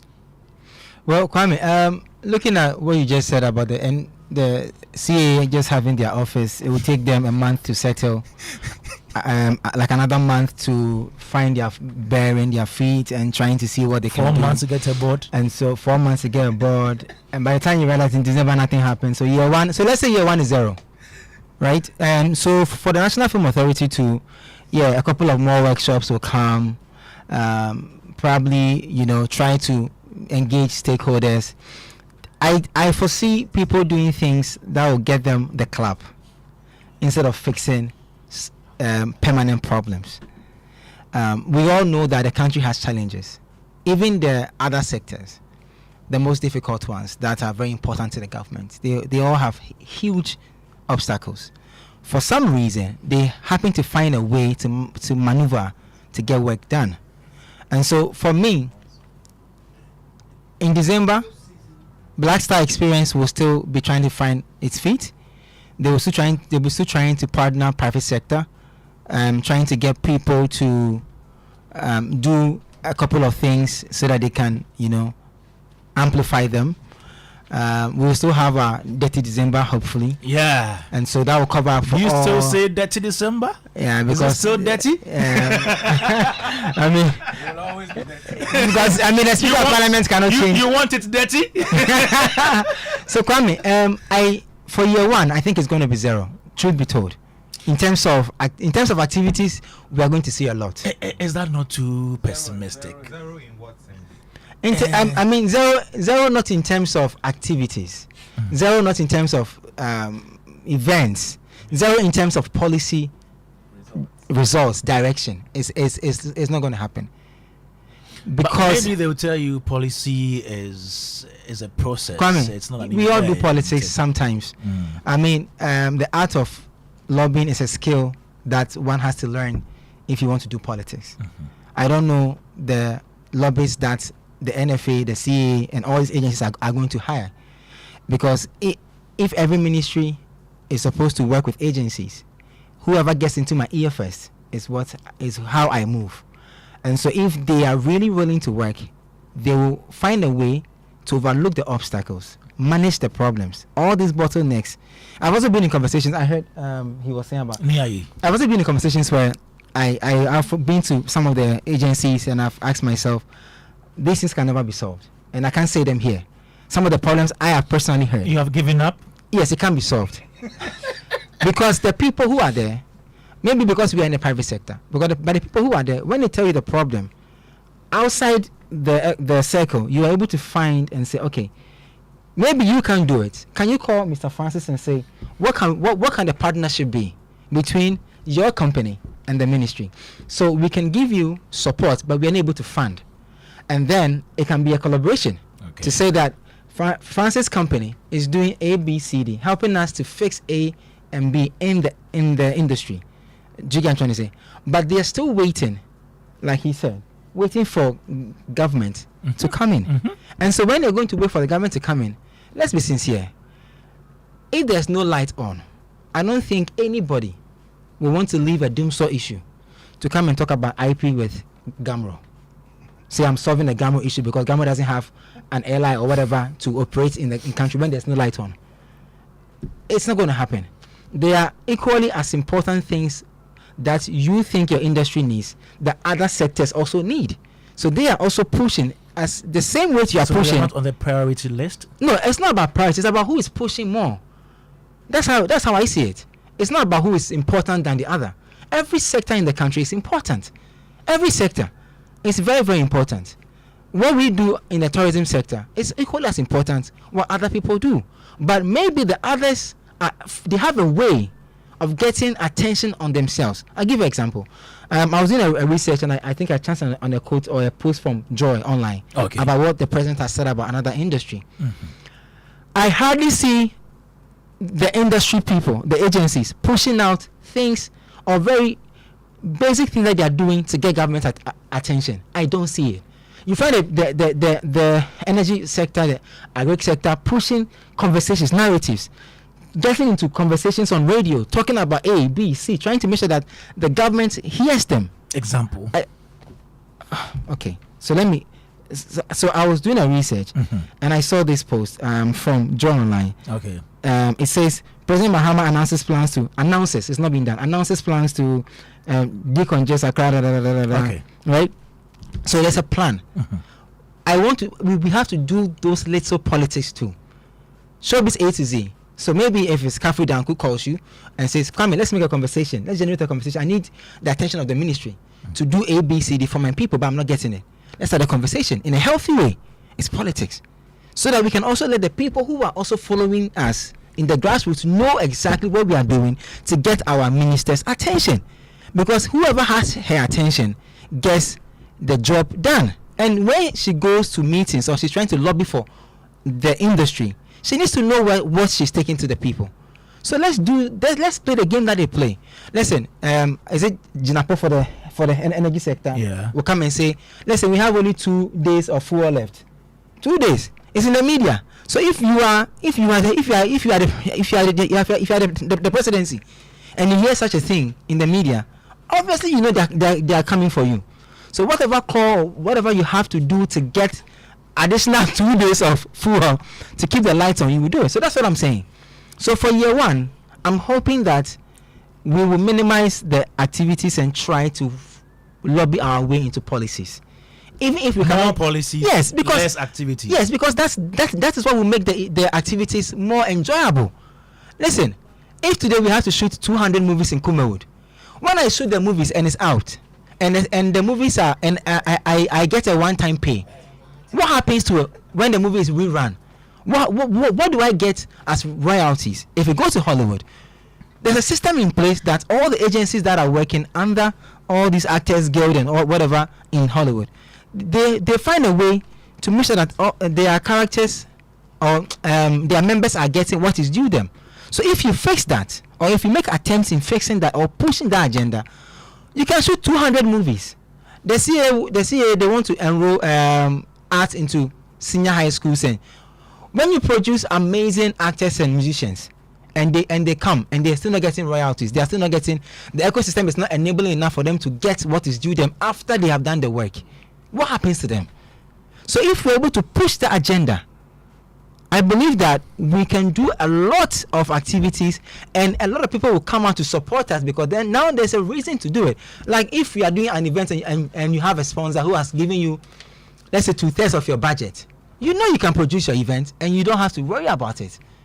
That's the mindset I have. I'm thinking that these agencies, if they can't lobby, there are good lobbyists around. Find them, have a conversation. Private sector initiatives are there, partner people. Come in, help us so that we can get some of these things done. If the board is, if the board's forming is an obstacle, when you go through your core mandate, you find a loophole somewhere that you can use to say, okay, even though I don't have a board, this thing gives me power to do A, B, and C, so I'm going to try and do it. So we can have more policies pushed in the industry to help us. So far, how would you rate the performance of the government so far on a scale of 0 to 10? I'll go around the same question. I think I will give them a 5. 5 over 10? Yes. Let me go to the on a scale of 0 to 10. Okay, so before I tell you my rating, let me just briefly, 30 seconds, comment on some things that my brother just said. I sort of disagree with some of his assertion, especially in relation to the fact that when he said that some of the things they put out is just politics. You know, when I tell you my intention, how you, okay, maybe I'm going to sound too academic, but what measure are you using to test my intention or to know whether what I'm saying? So for example, the president comes and says within XYZ time I'm going to decongest the city, and you say it's politics. I don't think so. He's telling you what he's going to do. So I would wish that you wait, and the time he says he's going to do it, if he doesn't do it, then you can come in and throw the jab and say no, it's politics. I didn't throw a jab. I was giving an example. I'm not saying you're throwing a jab, but I'm just saying I was giving an example that. Yeah, but you see, what I mean by the politics is this. I'm saying that what I read is an example of what I have seen other sectors do, right, to get things done for them. It might not be the fastest way. You give like different analogies and different examples. That was one. You give a few others I can't remember. But the sanitation one resonated with me more. No, I read because Kwame asked me an example. So I'm saying that, for example, for another example, to see if you can understand what I'm trying to say. You are a playwright. So the push, the big push, for instance, Uncle Ken was looking for where we come in, and then you even pointed out the infrastructure part. So all I'm saying is that if we raise these conversations in the media, that even the big push, there was no clear cut for us, for our sector. Our agency, the lead agent, those are the agencies who are leading us, can use it as a way of conversation with the minister and say, listen, this is what is happening in our space. We need to get a clear cut of what is ours, so our people can also find a way of tapping into the conversations. If that doesn't happen, I'm just saying it's one of the ways that I've seen other sectors go about their activities. Okay, I think let's move on. Give me your rating, so we go around and then we I'll give the government maybe 7.5 over 10. Okay. Good examiner. So far, he's a lecturer. Yeah, okay. Good. He's a lecturer. His students will pass. I'll come to your class. Kwame, I think that, just a small comment before. Sure. Something I missed in the initial conversation was, for me, the biggest thing that happened was the fact that tourism lost out in cabinet position. Oh, Yeah, I also missed that. oh, You know, I honestly thought that was a. I mean, we spoke about it at length. I even wrote an article about it. I thought it was a drawback, even though there are assurances that you don't have to be in cabinet to get your things done. But why did we take it out? You know, well, at the end of the day, it's the president's decision. Yeah, But I yeah. thought for me, that's one of the drawbacks of what, because again, like I always say, for me, tourism is like, or the Minister of Tourism is like your chief marketing officer. okay. So Yeah. imagine an ESCO without your CMO. Yeah, That's what a it problem. is for me. So, Facts. and because of that, big one, I'll rate the Performance so far. at 6. 6/10. Wow. 5, 6, 7.5. Uncle Ken. Uncle Ken, it's me. Oh. Hey, Uncle Ken, oh yeah, hard marker. Hard examiner. I'm a very fair-minded human being. Fair but firm. Fair-minded human being. If you And want again. to associate me with being firm, I will agree. What mark are you giving? Before my mark, Okay, before your mark. Nana Yaredu, Yes. who happens to bear the same name As your artist. as my artist. Really? Back in the day. He happens to bear the same name as my artist back Yeah. in the day. Made mention of the fact that I was trying to come out with where tourism Yeah, you said you were looking for. and I the big lost, push. Yeah, and you lost it. So let's see. under You the found big it. push. I found it. Oh, Okay. thank God. Good. So, Yes. to Good. set the record Eureka. straight, Yeah. Yeah. you know, Yeah. the Big Push initiative is a strategic plan by Ghana's National Democratic Congress to accelerate economic growth and development. The 10 billion investment plan aims at 1. Enhance infrastructure development, boost economic productivity, create jobs, improve living standards, and the key areas of focus: 1. Transportation, roads, railways, airports, and ports. 2. Energy, renewable and traditional. 3. Agriculture, irrigation, mechanization, and value addition. 4. Industrialization, manufacturing, technology, and innovation. 5. Education and healthcare. Okay. 6. Tourism. Tourism and hospitality. So it is under there somewhere. Yes. Yeah. Yeah, so it's And then there. 7. Digitalization and ICT. Mm-hmm. So we are, We are captured. yes, captured within the Big Push. And that Beautifully. is what they say, that the Black Star experience is the mechanism To achieve it. to achieve that Yes, for yes. our sector. Yeah. You're asking me for marks. Me, I am basing my marks Okay. on the green shoots so far. And I'm not departing from what I said initially. If you plant a seed, Yeah. your first signs of success, so to speak, will be the shoots that come out. And so long as we have the shoots, my mark will be a 50% So 5. fight. 5. 5, 6, 7.5. 7.5. It's good. Wow. In the meantime, Uncle Ken, Yes. a friend of yours says, what at the mention of Nanaya Redu, your artist, tell Uncle Ken, Nika Mukwadu. That's Marco Krekumanti. Guess who? Who said that? Baba Sadiq. Baba. I know it's Okreku. Baba Sadiq. Baba said it well. Yeah. Oh, Joy 99.7 FM, Showbiz A-Z. I'm here with Nanaya Radio, Uncle Ken, Ni Ai Solomon, and Francis Doku. And we are having a conversation on the performance of the NDC government of tourism, arts and culture so far.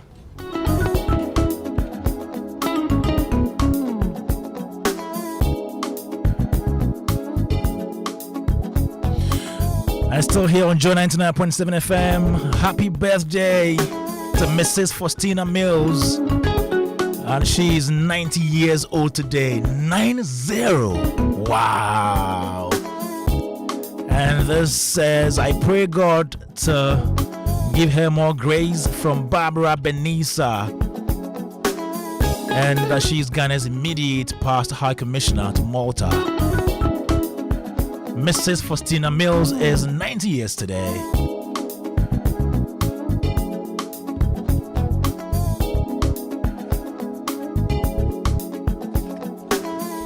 The Showbiz A-Z on Joe 99.7 FM. Are you ready to dominate Twitter trends and own the digital conversation?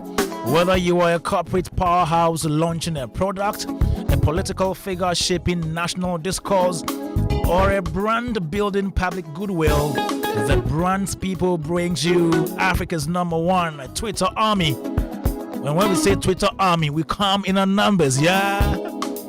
We don't just chase trends, we create them. From brand amplification and CSR bars to political relevance and image elevation, the Brands People get you seen, heard, and trending for all the right reasons.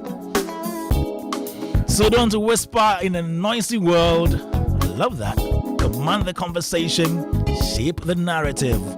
Call us now 0244 735 451 0244 735 451. The Brands People, let's go viral on purpose.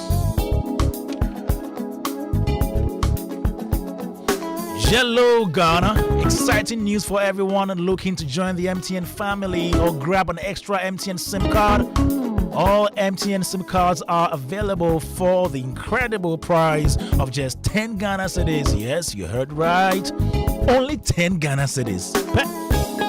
So just head down to any MTN service center, Connect store, or your nearest authorized community shop to take advantage of this fantastic offer. Remember to purchase your new SIM card and get connected. All you need to do is to come along with your valid Ghana card. It's very simple. Don't buy your SIM anywhere else for more than 10 Ghana cedis. So what are you waiting for? Experience the most amazing network when you join the Yellow family today.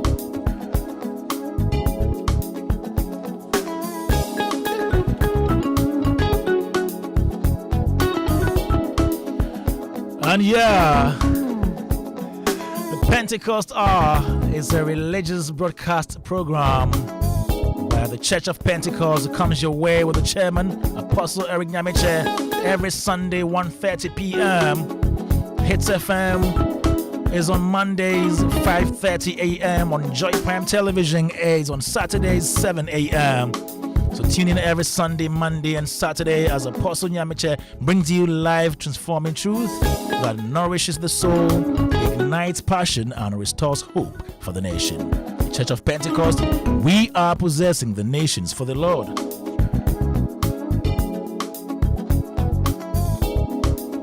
And it's still tuning to Joe 99.7 FM. Attention Ghana, the Green Revolution is here from 11th to 13th June 2025. The Accra International Conference Center comes alive with the Ghana Horticulture Expo 2025, the nation's premier showcase of fruits, vegetables, technology, and export opportunities.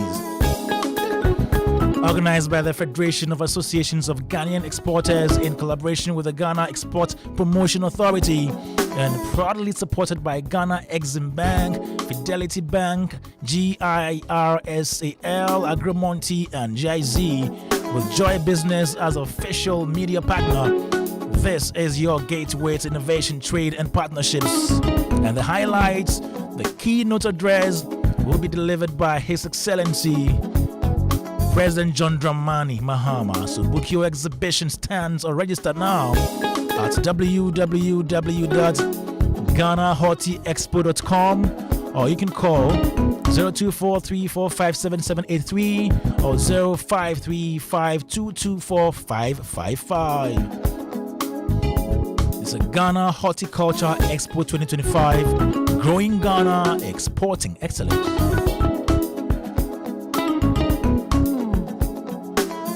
It's time to get rewarded as the next big sports betting influencer with Betway. Please bet and share your code to friends, fans, and followers. If they place bet using your code, you earn 4% of their wager. It doesn't matter if it is a win or a loss. If they bet, you earn cash. And And the more people that bets with your code, the more you earn. Start betting, sharing, and winning with Bet Influencer. Exclusive to Betway. Terms and conditions apply. Still right here on Joy, Showbiz A to Z. My name is Kwame Dadzie. Show brought to you by MTN everywhere you go. Superstar multi-fruit drink. And of course, Showbiz A to Z is produced by Philip Nye, supported by Anita Tay. Olivier found on social media. We're going for a quick breather. When we come back, there is more. There's going to come a time that the church will rise as the highest of all the mountains, and saviors will be raised in the church to deal with the world system. And let it be now. We need to have a national focus. We don't have to lose this ambition, or else we work against the Great Commission. They are equipped in righteousness, the agenda to possess the nations. Welcome to an equipping center of the word and prayer on Pentecost Hour. Pentecost Hour comes to you on Joy 99.7 FM every Sunday at 1:30 p.m. Hits FM on Mondays at 5:30 a.m. and Joy Prime TV on Saturdays at 7 a.m.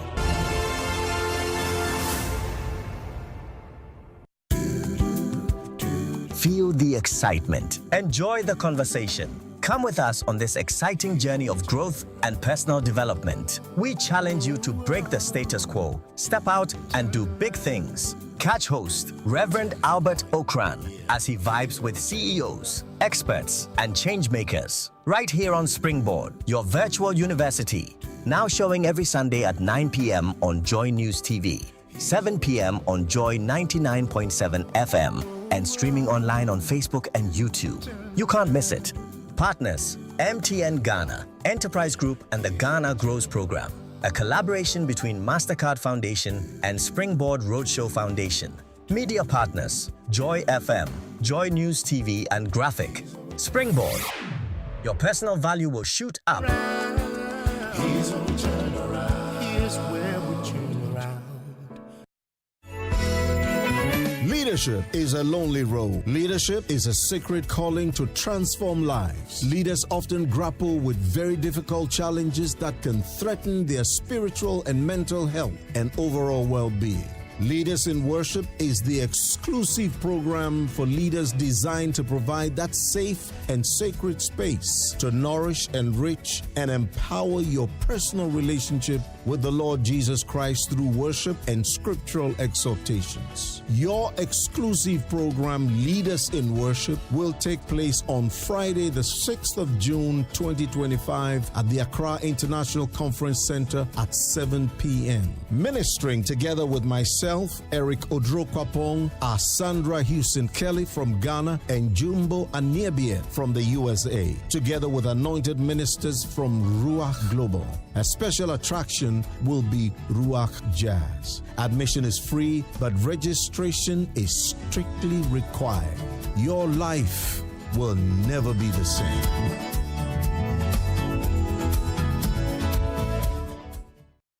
For 11 years, we've taken you beyond borders. For 11 years, we've delivered memorable travel experiences. Now, it's time to see more and feel more with Adansi Travels at 12. 12 times the fun, 12 times the excitement. This August, explore the best of Europe, the UK, Dubai, Turkey, Singapore, Malaysia, Johannesburg, and beyond. With a team dedicated to your travel dreams, every journey is carefully crafted to leave you with unforgettable memories. Your journey with Adansi Travels is more than a trip. It's your chance to see more, feel more, and discover the world in a whole new way. Don't just stamp your passport, stamp it with incredible experiences.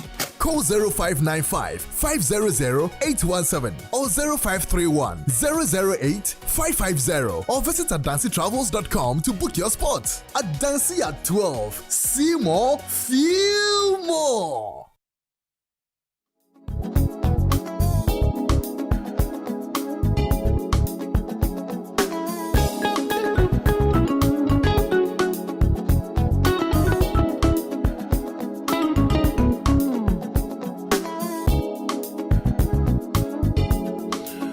right, Joe 99.7, Showbiz A-Z. We are moving on to another conversation. And that's the Telecel Ghana Music Awards. It happened last week at the Accra International Conference Center Grand Arena. I was there. Uncle Francis was there as well. Uncle Ken was there. Sorry.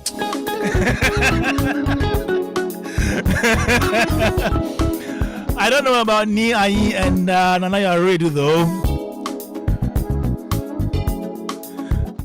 Uncle Ken, were you at the TGM? I didn't see you. Philip just answered you. Your producer just told you. Oh, you just said it. I was there digitally. You were monitoring everything. Okay, you will monitor everything. For me, that's the job you people have given me. Nana, are you there? Yes, I was there. Oh, you came? Yes, I was there. I will be there. Yeah, I was there. Beautiful. Me? No, I wasn't there. I watched on TV. Okay, so we have 1, 2, 3 presents. Then we have 2 digital and then television. so we'll be analyzing from these perspectives. All right. So last week we had the TGMAs. Kim Promise was adjudged the Artist of the Year. Yeah, after all the PR campaigns and the communities, we had Kim Promise as Artist of the Year. Song of the Year was won by Kim Paluta with Aseda, Song of the Year. We had other awards like Best Rap Performance, which went to Kweku Smokes, Holy Ghost, and then another award that went to Family had High Life Artist of the Year award. Kofi Kinata won songwriter with Saman. Yeah. Then Gospel Song of the Year, Traditional Gospel Song of the Year award went to Watch Me, Empress Gifty. And then the Urban Contemporary Gospel went to Defi Team Eternity. There were other awards like Record of the Year going to AC's Can I Live? Then Album of the Year, True to Self, Kim Promise. Moving away from that, Hip Live Song of the Year, Bad Feelings. It gave some people bad feelings on the night. Tulenke and a number of other awards that were won on the nights. And then from Red Carpet, some people were sharing their opinions. Earlier on I did mine, but I'll be taking your opinions as well. So I think we should start from those who were there. Let me start from Uncle Francis. You were there. Your general assessment from Red Carpet to everything in 3 minutes, then we get into the details. I think we have some time to kill. Yeah. So let me give a small caveat that I'm a member of the board. So you are speaking now as a board member? Or no, I'm speaking as me. You're not speaking as a board member. No, I'm not. I'm speaking as me, but I want to give that. Are you not involved? I don't even know. I want to give that caveat up front before I talk. And I think first of all we need to commend Charterhouse for continuing to hold this awards, for 25 years. I think it's commendable. If you look at some other activities and events that have come up and gone. And Kwame, last week I heard you mention some, and you mentioned MPEG. Please don't do that again. MPEG Honors. Don't do that again. MPEG Honors by Francis Doku. You did only one edition, didn't come back. Why? So it's been commendable that they've managed to do this. I think it hasn't come easy to host an event of that magnitude. The sponsors you need, the logistics you need, and all that. So kudos to them for keeping it going, for this long. You would think that the people for whom this is done do not appreciate it, but it is when people are not nominated, or they are nominated and they don't win, that you realize how sometimes important it is to musicians that they would have something won from this award. And so I think that the industry appreciates that, and also the fact that it is the biggest entertainment event of the year. I don't think there's any other events. I don't think there is. I think it is the biggest. So kudos to them. But coming to this particular one, let me say first of all that I think we drag the awards too much. The event, we drag it too much. I left the State House around 4:15, 4:20. Got home around 5. For an event that I came you around. couldn't go to 9. church. No, I couldn't. You honestly. couldn't. When I woke up, Uncle Ken, sorry, I couldn't go to Presby Church. Even though you're not a moderator.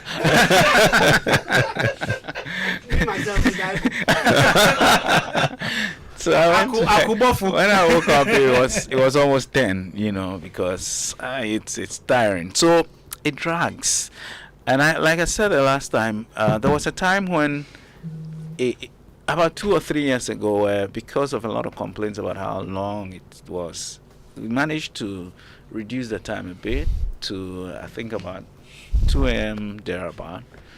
But it looks like we've gone back, and it is for me because of the length of time that artists perform on the stage. I think it's an awards night. It's not a concert. So 1-2 song, cut down. Don't let anybody spend more than 10 minutes on that stage. But it looks like it's a night for artists to express themselves and give you the best of their performance, for the year. Let them hold a concert. We'll pay and go and watch, perhaps, But on the night of the awards, I think brevity should be the watchword for the production, company. I think sometimes artists push that, listen, I have this concept that I want to execute. Yeah. And so I want, this number of time, to be able to do that and all that. But as the events and people complain too much, I think it is important that we reduce it a bit. Yeah. No problem. Yeah. This issue that you just raised. Yeah.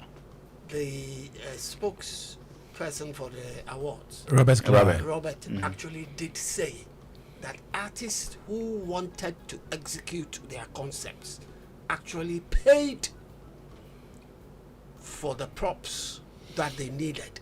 He did. He to said execute. no. He said those who wanted to do extra. That's the point I'm trying to say. Yeah. They Apart from took their care production, of what they could afford. the basic They production. provide. There were But artists, Francis's idea is that it's affecting the duration Exactly. of the Yes, exactly. performance. yes, I know, but I'm just saying that because the artists themselves offered to pay To to provide. execute what they had in mind, they couldn't say no to it because it had nothing to bear on them financially. No, but the point is, could they still do what they want to do Within a short time. Within a short time? particular Could you do that with all those props and things? So it's not about the cost; it's more about the duration. So maybe you want to execute, for instance, what Stonebwoy did How long with the orchestra and the band, and all that. I think that was. Can you do it The, in 3 yeah, minutes? You could do that, even if it's 10 minutes. Yeah. You how could long still did do he that. Did he do more than 10 minutes? No, after that he performed. He did other performances, yes, so yes. he went on, for Yeah. up to about 20 minutes or more. You know what I mean? So can you still do, or Kim Promise's performance that he had all these things on stage? Can he still do that, but within a certain time, so that it doesn't take so long? So for me, the length of time that it's giving artists, I think, need to be looked at and reduce that as much as possible. Having said that, I think I would talk about performances. Kwame, it's not time for that. Do everything. Okay, So that I in moved to terms of Naya to also do performances, for me, I think the best performance on the night was by Stonebwoy. He really had a concept, and he properly delivered to it. The transitions, everything, the backing, and I mentioned earlier he had an orchestra and he had a band, and then he had those backing vocal, then the dancers, and all that. I think it was properly thought through and well executed from beginning when he came on the stage. Yeah. On that riser, He was introduced by MC OG. Yeah, OG the I MC. think the introduction with the spoken word. yeah, that the was introduction really nice. was good, and so I think for me his was the best. But when he performed, I asked myself, and I was sitting with Sally, and Sally was like, "Hey, how is King Promise going to perform, for instance?" And King Promise performed. He really did a he really did better a than the previous year. yeah. I mean, he did a very good performance. His concept was also nice. Showed all the things that he's done in the year, with everything that went on but I feel that for me the person who delivered the best was Stone. There were also other big performances like Daughters of Glorious Jesus. I think that the association or the understanding of people of their song, I mean, even though some of the songs are so old, you could see even young people, singing along and all that. And quality. I've seen Cynthia do the drumming. A number of times. But that didn't go well for me. But it didn't go well for you. When I was watching it on TV, I'm like, this time it didn't go. It didn't go here. Yeah, it didn't go. It didn't go for me at all. I was like, she shouldn't have even gone there. Because the performance was all the way here, and then just going to drum and coming back. I think that killed it a bit. Did you notice that? Yeah, I saw she was trying to adjust the thing, but I mean, again, like we've seen that a few times, so perhaps should I just stay that? But but apart from that, I think every time they're on that stage, it's impressive. I should also mention that I wasn't too satisfied with the performance for the the lifetime achievement, Oh, okay. Sapon's representative. I think it was a bit all over the place. It didn't look like it was properly. Okay, which one? The one that was done. I mean, the whole Mavis, Francis Amu, the other guy. The whole thing. Everything from the whole thing. I didn't like Mavis Asante's delivery. No, I think Mavis was brilliant. Like she could sing. Yeah, she could like sing. She owned it. Okay, so maybe that part was, but the second part. Didn't like Francis Amu's backing. It was good. It was solid. But Namitiwa's side. I also felt for the song was good. Her singing was good. She but I'm just saying well. that the production of that. It was just singing. Yeah. It was merely singing. Yeah. Francis Doku's standards are too high. but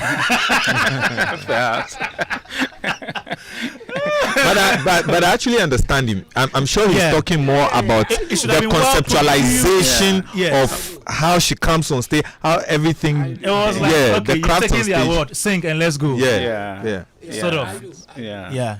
So that particular one, I think that it could have been done. It could have been done better because I've seen some that I believe were done better.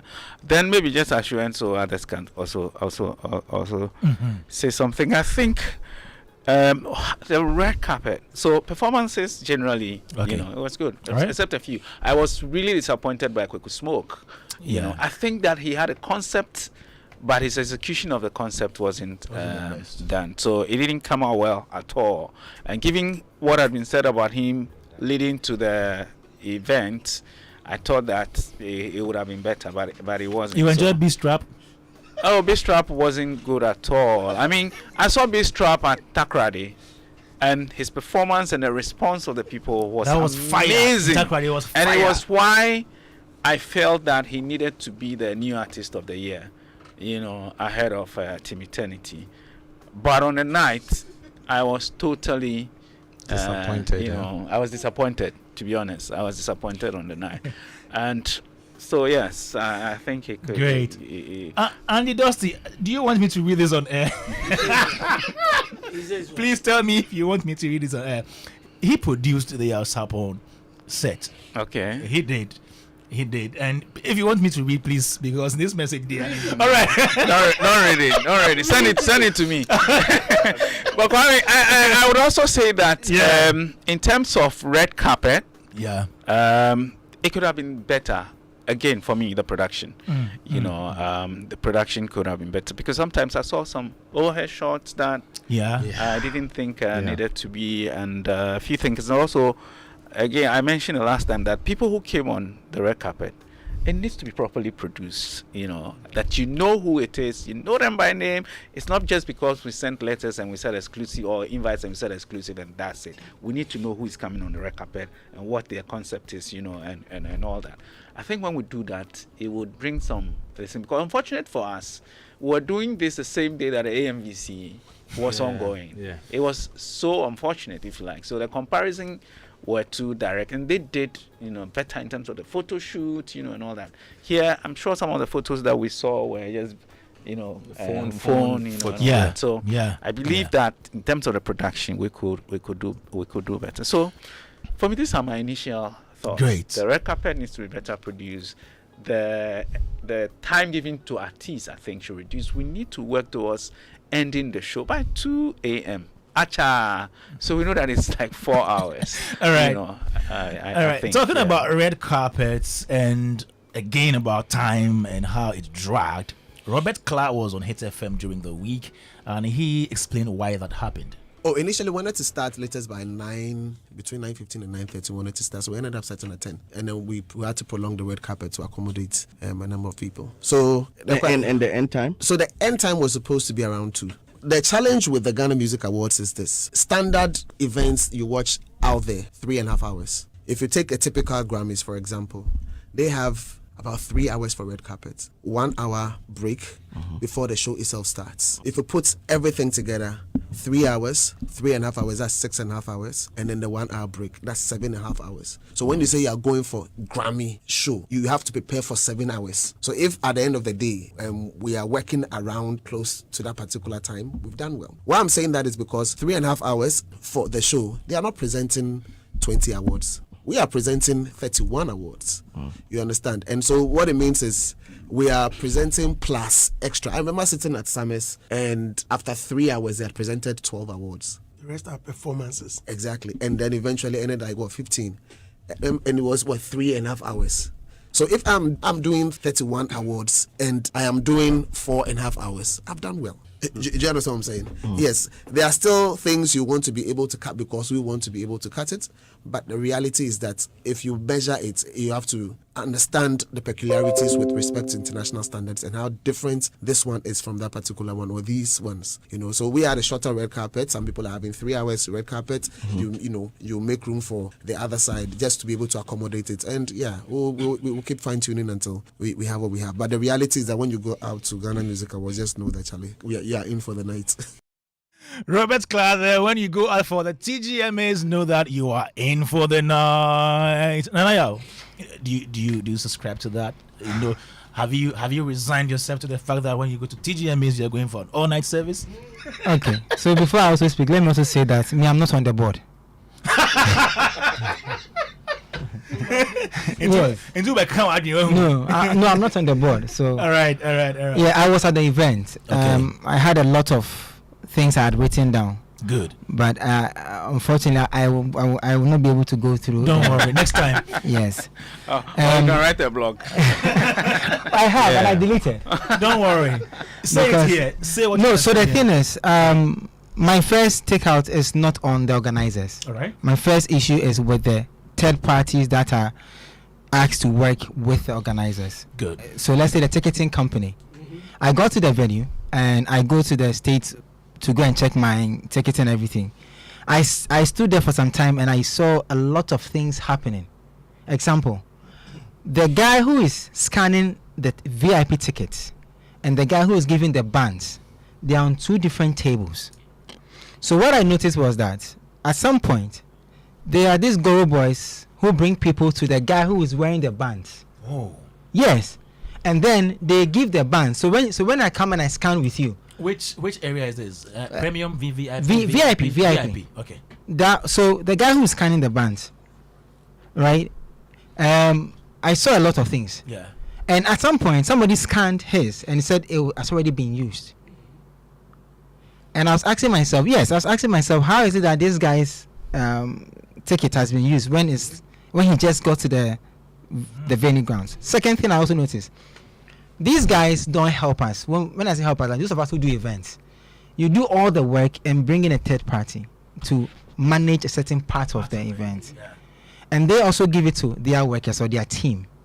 and on the night a little pressure and everything goes south.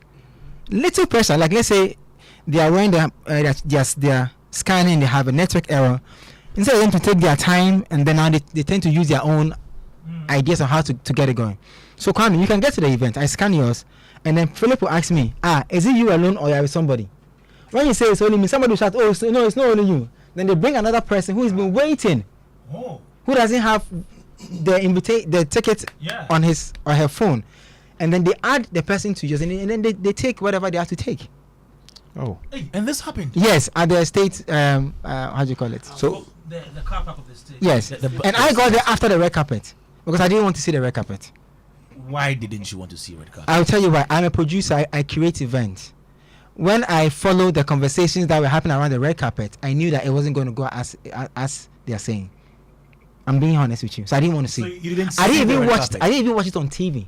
You should have watched so you can see if they have improved. No, I didn't watch it because I didn't want to have to come and sit on radio or television and talk about it. And teach people their job. They have to come and see me for that. That's what I do for a living. Even at the events. So let me go to my point. Okay. The second point I also noticed was the entrance, like you said, the lack of security check. Okay. At the entrance, the main entrance, not when you get into the event, the main entrance outside, where there's a lot of group of people waiting. I don't know what we're waiting to do, and they have all these security guys there. Nothing, no check. All they do is check your wristband and they say Faha. Okay. Now, when you get in, nobody talks to you. There's nothing happening. And then again, it's not Charterhouse. They've employed a third-party company to manage. What do you mean by nobody talks to you? You mean there are no ushers? There's no ushers, nothing. Mm-hmm. And for me, I was with some people that had come with me to watch the event. And for what they are used to outside, and like you said, somebody can say, but if I have gun on me, I enter with that. Yeah. No checks, nothing. And that you can't blame Charterhouse. That is Charterhouse saying, Kwame, your company is supposed to help me manage the gate, ticketing, everything. So as part of your duties to what I am, for the working relationship that we have, supposed to help me solve that. Okay. Do you understand? Okay. So all third parties that are employed by companies that are doing events help us so we can give the attendees the best of experience. To the main show itself, Robert said they started at 10 because they had to delay the red carpet to accommodate some people and all that. And that gives them the issue of timing. Timing is not important to Charterhouse, maybe. Because if I'm doing red carpet, like we're having an off conversation here about the Grammys. Yeah. It's produced. So let me use my little experience I've had in the industry as another I won't mention. They put all of us, they tell us who are producing the event. So all the talents who are coming are in hotels, like maybe 2 hotels. The hotel, from the hotel to the venue, probably is like maybe 5 to 10 minutes drive. Okay. There's a vehicle or transportation assignment to everybody. So I know that I'm handling 10 artists. So I make sure that I am being given at 6:30. Your artists must be in their cars. They must arrive at 6:45. So if you solve that, you are able to bring all the people who are important to you to your red carpet on time, so that you don't have to tweak your production schedule to accommodate people because they are coming from their homes. What if it's raining at Pokwase and it's not raining at Osu? Mm-hmm. So you're waiting for me to pass through the rain and come to the event. The second thing too is that I thought because of how Charterhouse was managing the media passes, I was expecting that they were going to manage the outcome or the photography and the videos that will come out from the red carpet. Okay. So Francis was talking about how some of the phone videos that came out, the bloggers and all those things. Yeah. We all watch international awards, right? And we all know that bloggers or other media houses attend these events. But let me use the event I have worked on. I worked on Afro Nation. And for Afro Nation, one of the strict policies that we had in place was that external media, you don't have access to content. You can't post it, you can't share. So we control all the content conversations that come out. Okay. So when you check Afro Nation, usually if it's not attendees who are doing vlogs, it's very difficult to find certain media houses sharing videos that are not well produced for the festival. Check. And I think friends were talking about the individuals who Yes. were there, who wanted to So take videos. I was and thinking pictures of the reason this. why I didn't watch the red carpet was that I noticed that it became an open space for everybody to come in, and therefore the experience that I was expecting, I'm not going to get. It was going to. You should go watch it. It was going to now. Robert posted. I think Apefa also did some posting. All right. They could have controlled the narrative with their own content guys, making sure that there's no other external content person or blogs at the red carpet, so that like the AMVCs, all the shoots that are done are shared from one source, so we all go and pick. For Afro Nation, I had a whole drive where whenever I receive content from the guys, well edited, I put it on there. Every media house goes to pick and share, so we can control the narrative. So the bloggers could have or should have taken the feed or the files from TG. Yes, official one. And the other thing you see, now you are making me do people's job for them. I don't like that. But that's why we are here. And then the second thing is that the main event began. Francis, they could have done everything they could have done if they were producing the event two-way, like a hybrid. So the event was produced for television. It wasn't produced for us at the event. But yes. Because it wasn't a hybrid. I was talking to one guy from if I'm allowed to mention, from the other media house, TV3, and I was explaining to him that I work on an international awards scheme. Whenever we are taking coverage, there's a delay, so we can fix the bugs, so that when it's an issue, we can solve before we go on air. But they were picking live. Okay. If you look at the production that they did, the scripting, everything was for television. Yeah. It wasn't for those of us who are at the event. So they were using the performances to hold those of us who were at the event. Do you understand? The performances was for us. It was us. It was for us. They were not live on television. No, they were live, but I'm saying like it was produced for us to have fun. We were at the event, because we didn't have any. Because there was nothing for us there. Nashako wasn't talking to us; she was talking to television. No, it's true. She was talking to the TV, not us. At a point, if you are listening to them carefully, you could hear the directions coming in. It was the television. That's not a problem. If it's for television, then it means that we have to produce all the performances. What I mean by producers, I know that Stonebwoy is doing 4 songs. That's 15 minutes. I know that I don't have a huge backstage, and therefore I cannot mold all the props before I bring them on stage. So when I'm setting up my stage, I need to create entrances that can contain the props that I bring on stage. Now, the entrances from backstage to the stage were very small. So props had to be moved individual, single, one. And that takes time because it's human work. Yeah. Do you understand what I'm trying to say? So if they had solved that, and I'm sure that's why Robert said they will keep tweaking till they get it right. Because they box all the, and there's another thing that I also recognize. They could have broken the stage into 3 parts. Okay. But they joined all the 3 together. So where Foster Romanus and they could have. Well, that's auditorium. Yes, because example is there were 2 external stages where the award presenters stand, and where Nashoko goes to stand to talk to television. Those were smaller stages. Yes, so that could have been separated. So if they had separated that, we would have had a lot of award presentations taking a round flow without breaks, because then they don't need to wait for us to see what's happening when they are setting up the props for the next performance. Example, what I mean by that is, you could have shifted Foster and the what's her name, AJ, a little, set up another award presentation stage, because you had lights that were taken care of, doing all the spotlights and throwing the white light on the people. So when you have that, you can have another one on the other side. So you have 2 award presenters stage. So what it means is that whoever is doing, if it's a round flow, like the one here will be too small, right? Yeah, but Francis, even how many rappers backing people will be on that stage? Yeah, but that's why I'm coming to his point. That would have also reduced the number of people who follow artists to go on stage, because there's no space for you. Or like the way we watch Yes. international awards, the main performer, Stonebwoy, is on one stage. Is the people backing, because you said they are producing for TV. Yeah. The people backing him are also on another stage, where he can move from one stage to the other, because you are producing for TV. The auditorium is not No, it's enough. not true. The Grand Arena is an empty space. You can mold everything that you saw there was not stuck. It wasn't feminine there. Okay. It was constructed. It was fixed. So what I'm saying is that for us, if I am the one producing the event, I will separate award presenters, all their stages. Then I queue them because I want to meet my time. All right. Because if we're doing 5, we can do the 5 where 3 here, 2 here, and they go, and then it can flow. All right. Now it was 1. So whenever somebody comes, whenever I'm leaving my seat to go and do the representation, it takes time for me to even come from the back to the stage, right? As for the performances, the production is what cost us. Okay. The production, because the ideas were solid. Every artist wanted to show what they can do.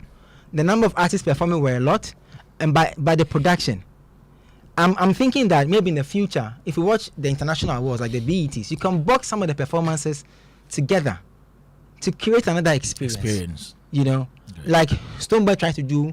I think he probably also brought Kwabena. Yeah. You could have, B-Strap and some other artists that they have a feature. They can do one performance and then you can reduce the number of. Yes, like the CBSA one. So we can reduce the number of artists who are coming on the stage. Perform individually. Yes, so that we can run through and have a good time. Okay. As for the event itself, we are 26 years. We are still young. 25 years, 26th edition. So 25 years, that's even crazy. So 25 years, we are still young. How old is a Grammy? It's like 60 something. So we have more years ahead of us. We can get way better. Great. We can get way better with time, But small things as production houses that they can fix. So that's what I thought. Great one there. Nana Yoruredu, not the musician. Not Nico Mukwadu. Joe 99.7 FM. And this one is from Alfred Alfred right here at the multimedia group. And he says the whole event can be linked to an orchestra. Get the right people for the job. Media right holders is a big issue. Okay. He says, check the FIFA World Cup production plan. And he's mentioning that as well. This one said the TGMA this year was very entertaining. Most of the performances were on point, but the timing was bad. Kid Promise was eventually named Artist of the Year at 3:20. What about starting on time to accommodate the artists like 8 p.m.? Okay. On the red carpets, some of the fashion sense was horrendous. It was a pale comparison to the AMVC. Is it a comparison? Yay. All right, so this August, Adansa Travels is turning up the excitement as part of its 12 years of delivering unforgettable travel experiences. Get ready to see more, feel more, and explore some of the world's most exciting destinations, from fun-filled family adventures in Dubai to romantic getaways in Asia, thrilling escapes with friends in South Africa, or the longer-awaited dream to trip across Europe. It's not just travel, it's an experience you'll never forget. Call our dancing now, 0595 5001 817. Again, 0595500817 or 0531 008 In a moment, I'll be coming to Uncle Ken Ani Ayi. The UPSA Faculty of Accounting and Finance National Dialogue comes off on Monday, May 19, 2025, under the theme Tackling Tax Revenue Leakages in Ghana. And the time is 1 p.m. So do take note of this.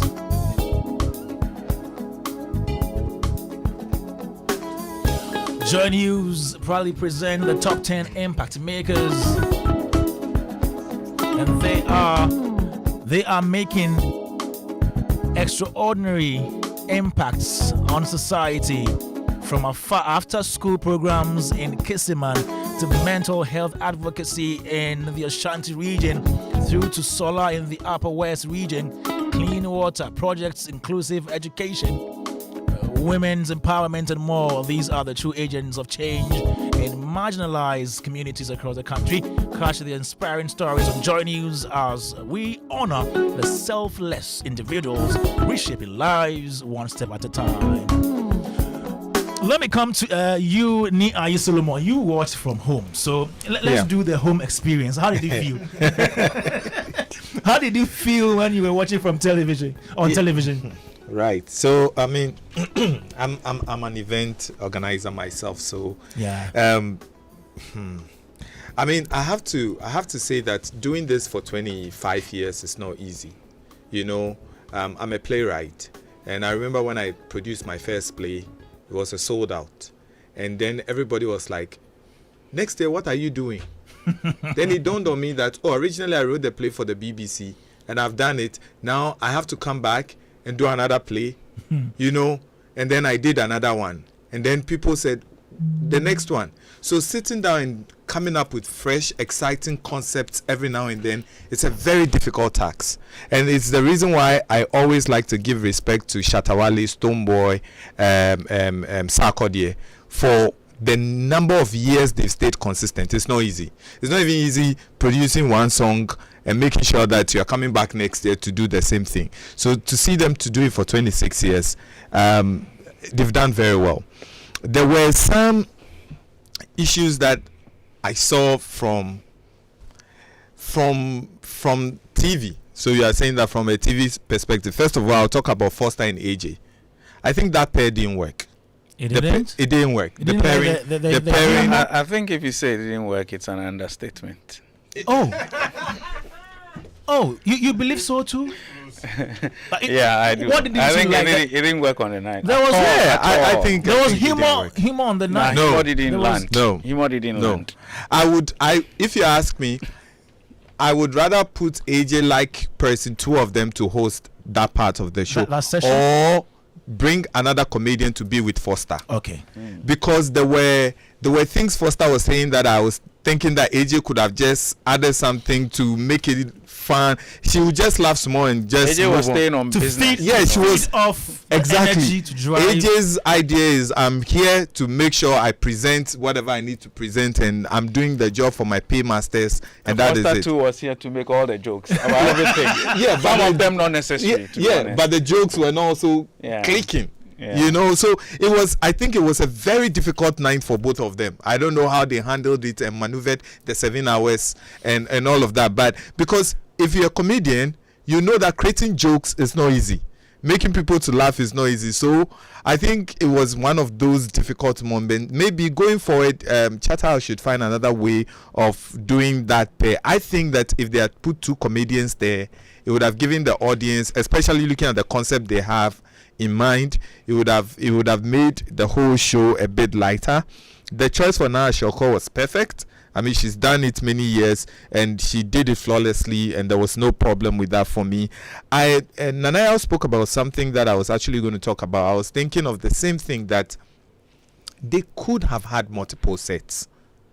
They could have had multiple sets to be able to, I mean, certain individual performance could have just taking place on one set, especially you're producing for TV, and that is what is actually elapsing all the time, because I am not there in the auditorium, but I can tell for a fact from what he's saying that when one act is done, it takes them a lot of time to be able to set up another. So if you had even two different sets, once one is done, the other one is ongoing, everybody's attention goes on there, you dim the lights here, and then you quickly set it up for another production. That would have actually helped with the delay. But you see, Caleb Neboy wrote something on social media, and he said that, Robert Clark said that, when you come, you should be in for, a whole night. That is a very bad marketing. You can't say that to people who are business people who are coming to an event, and these days we don't want to sit in one place for a long time. So saying that means that you may also be losing a lot of people coming to see the event. If I don't have time and I don't want to stay out all night, then I better stay at home and not come. So I think that you should look at another methodology. I know Ghanaians are late, but if there's something to learn from Pastor Mensah Otabel, is that if the service is starting at 6 o'clock, if it's two people that are there, it's starting. Next time when we call you to come, you come early. and Uncle Height as well. So we should learn that. You shouldn't say that, oh, so you're a performer, you're supposed to perform. It should be in a contract with the performers that you're supposed to be in the auditorium XYZ time. But it's always it's in a contract. Yeah, so if somebody violates it, you should be able. The difference for an award show, it's a bit different, because see, if you even align people who present awards from the beginning and they are not there, it's difficult for you to start. Yes, but you see, Francis, the thing is that, yeah, and even if not housing them, the TGMA has set they've set a tradition. There's a certain culture, and people have followed it. So change the culture.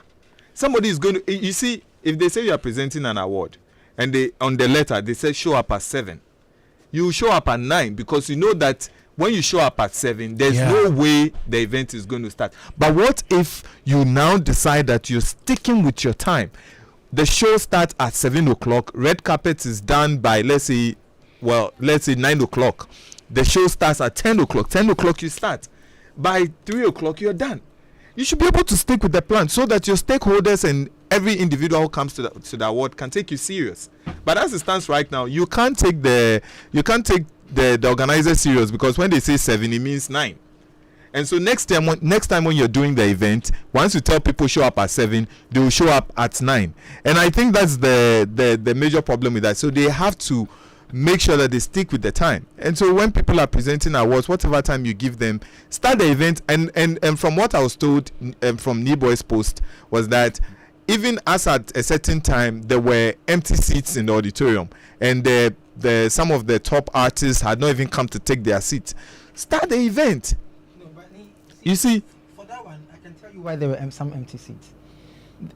Like I'm saying, the issue of ticketing.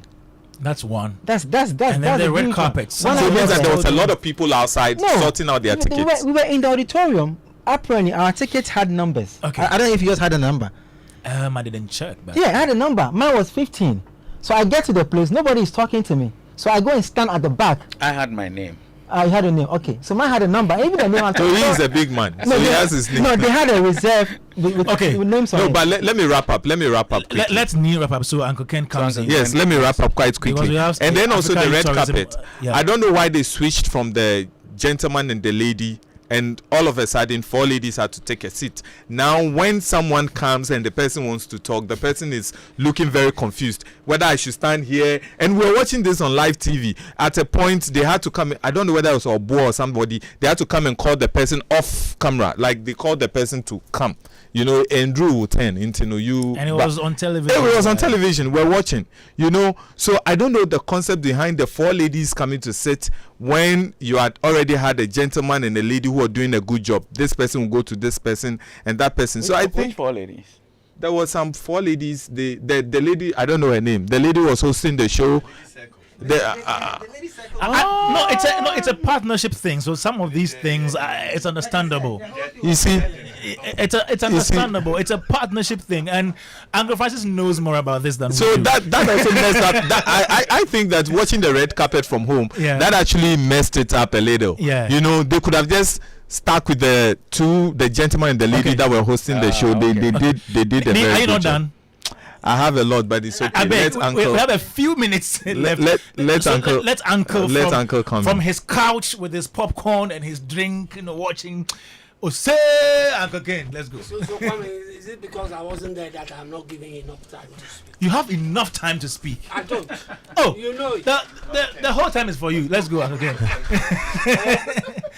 Some of the issues I wanted to touch on have already been raised. The ticketing issues, where people go and they are told that their tickets have already been used. Yeah. I find that ridiculous. How can that happen? The red carpet. We were told that people were going to be specially invited to be on the red carpet. And so if the people who came on the red carpet were people who were specially invited, and some came in outrageous garb, then it means that they were told to come like that. Because if you invite me and you don't give me a dress code, and I come the way I come, how can you say I'm not supposed to be there? I saw somebody saying that he came and he was not allowed to. A certain gentleman. A certain gentleman, because I saw that on social media. So that should be looked at. My only other point about this is the absentee winners. I don't like that look. That look, that look is terrible. People were asked to, apply for, or what's the word? Put in their work. Put in their work. Yes. Yeah. To be rewarded. Their work. Submit. Thank you. To submit your works. If you submit works and you don't turn up to pick up awards, what are you trying to portray to the outside world? Or if you were even present at the auditorium and still refuse to walk up to pick up awards, that's a bad look. Yeah. That's a terribly bad look, and we should check that. If you were backstage preparing to Exactly. perform. My final thing, I don't know what all of you out here, Francis, Nee, and Nanayao, are going to say to this, but I found King Promise's outlook when he went to pick up the awards not palatable.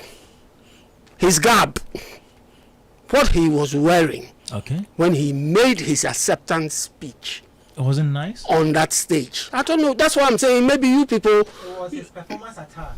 He didn't change back into No, Uncle Ken, please make your point. Yeah. If there's still your time right now. No. The point I'm trying to make was he was in a t-shirt. Yes. Right?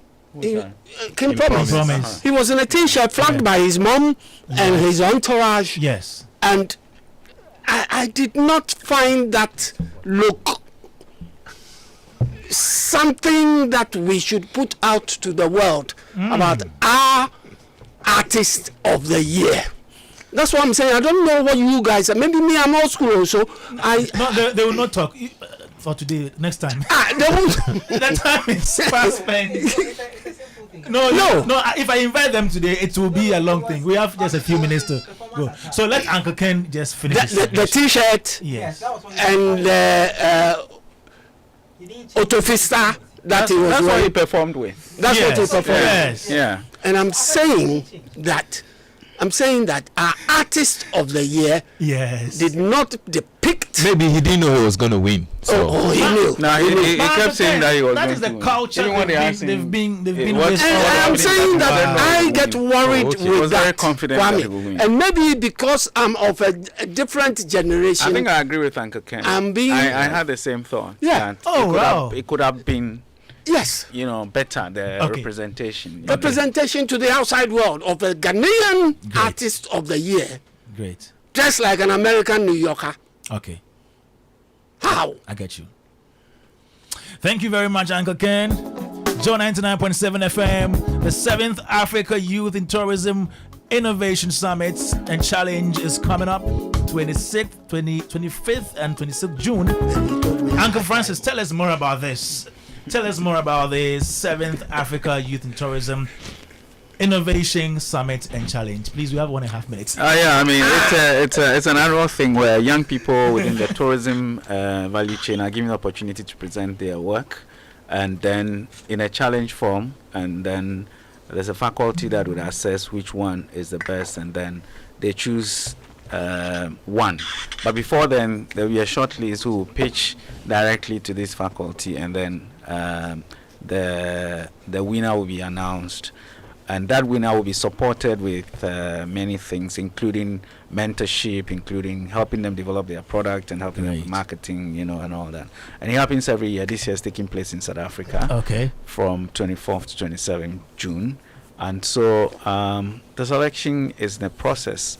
But to attend and network and build your network within the value chain, you can just go on youthtourism.com.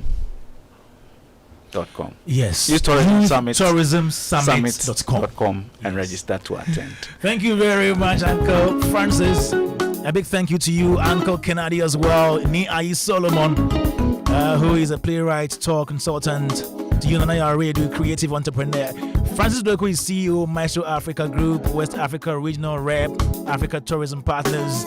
Are you ready to dominate Twitter trends and own the digital conversation? Whether you are a corporate powerhouse launching a product or political figure shaping national discourse or brand building public goodwill, the Brands People brings you Africa's #1 Twitter army.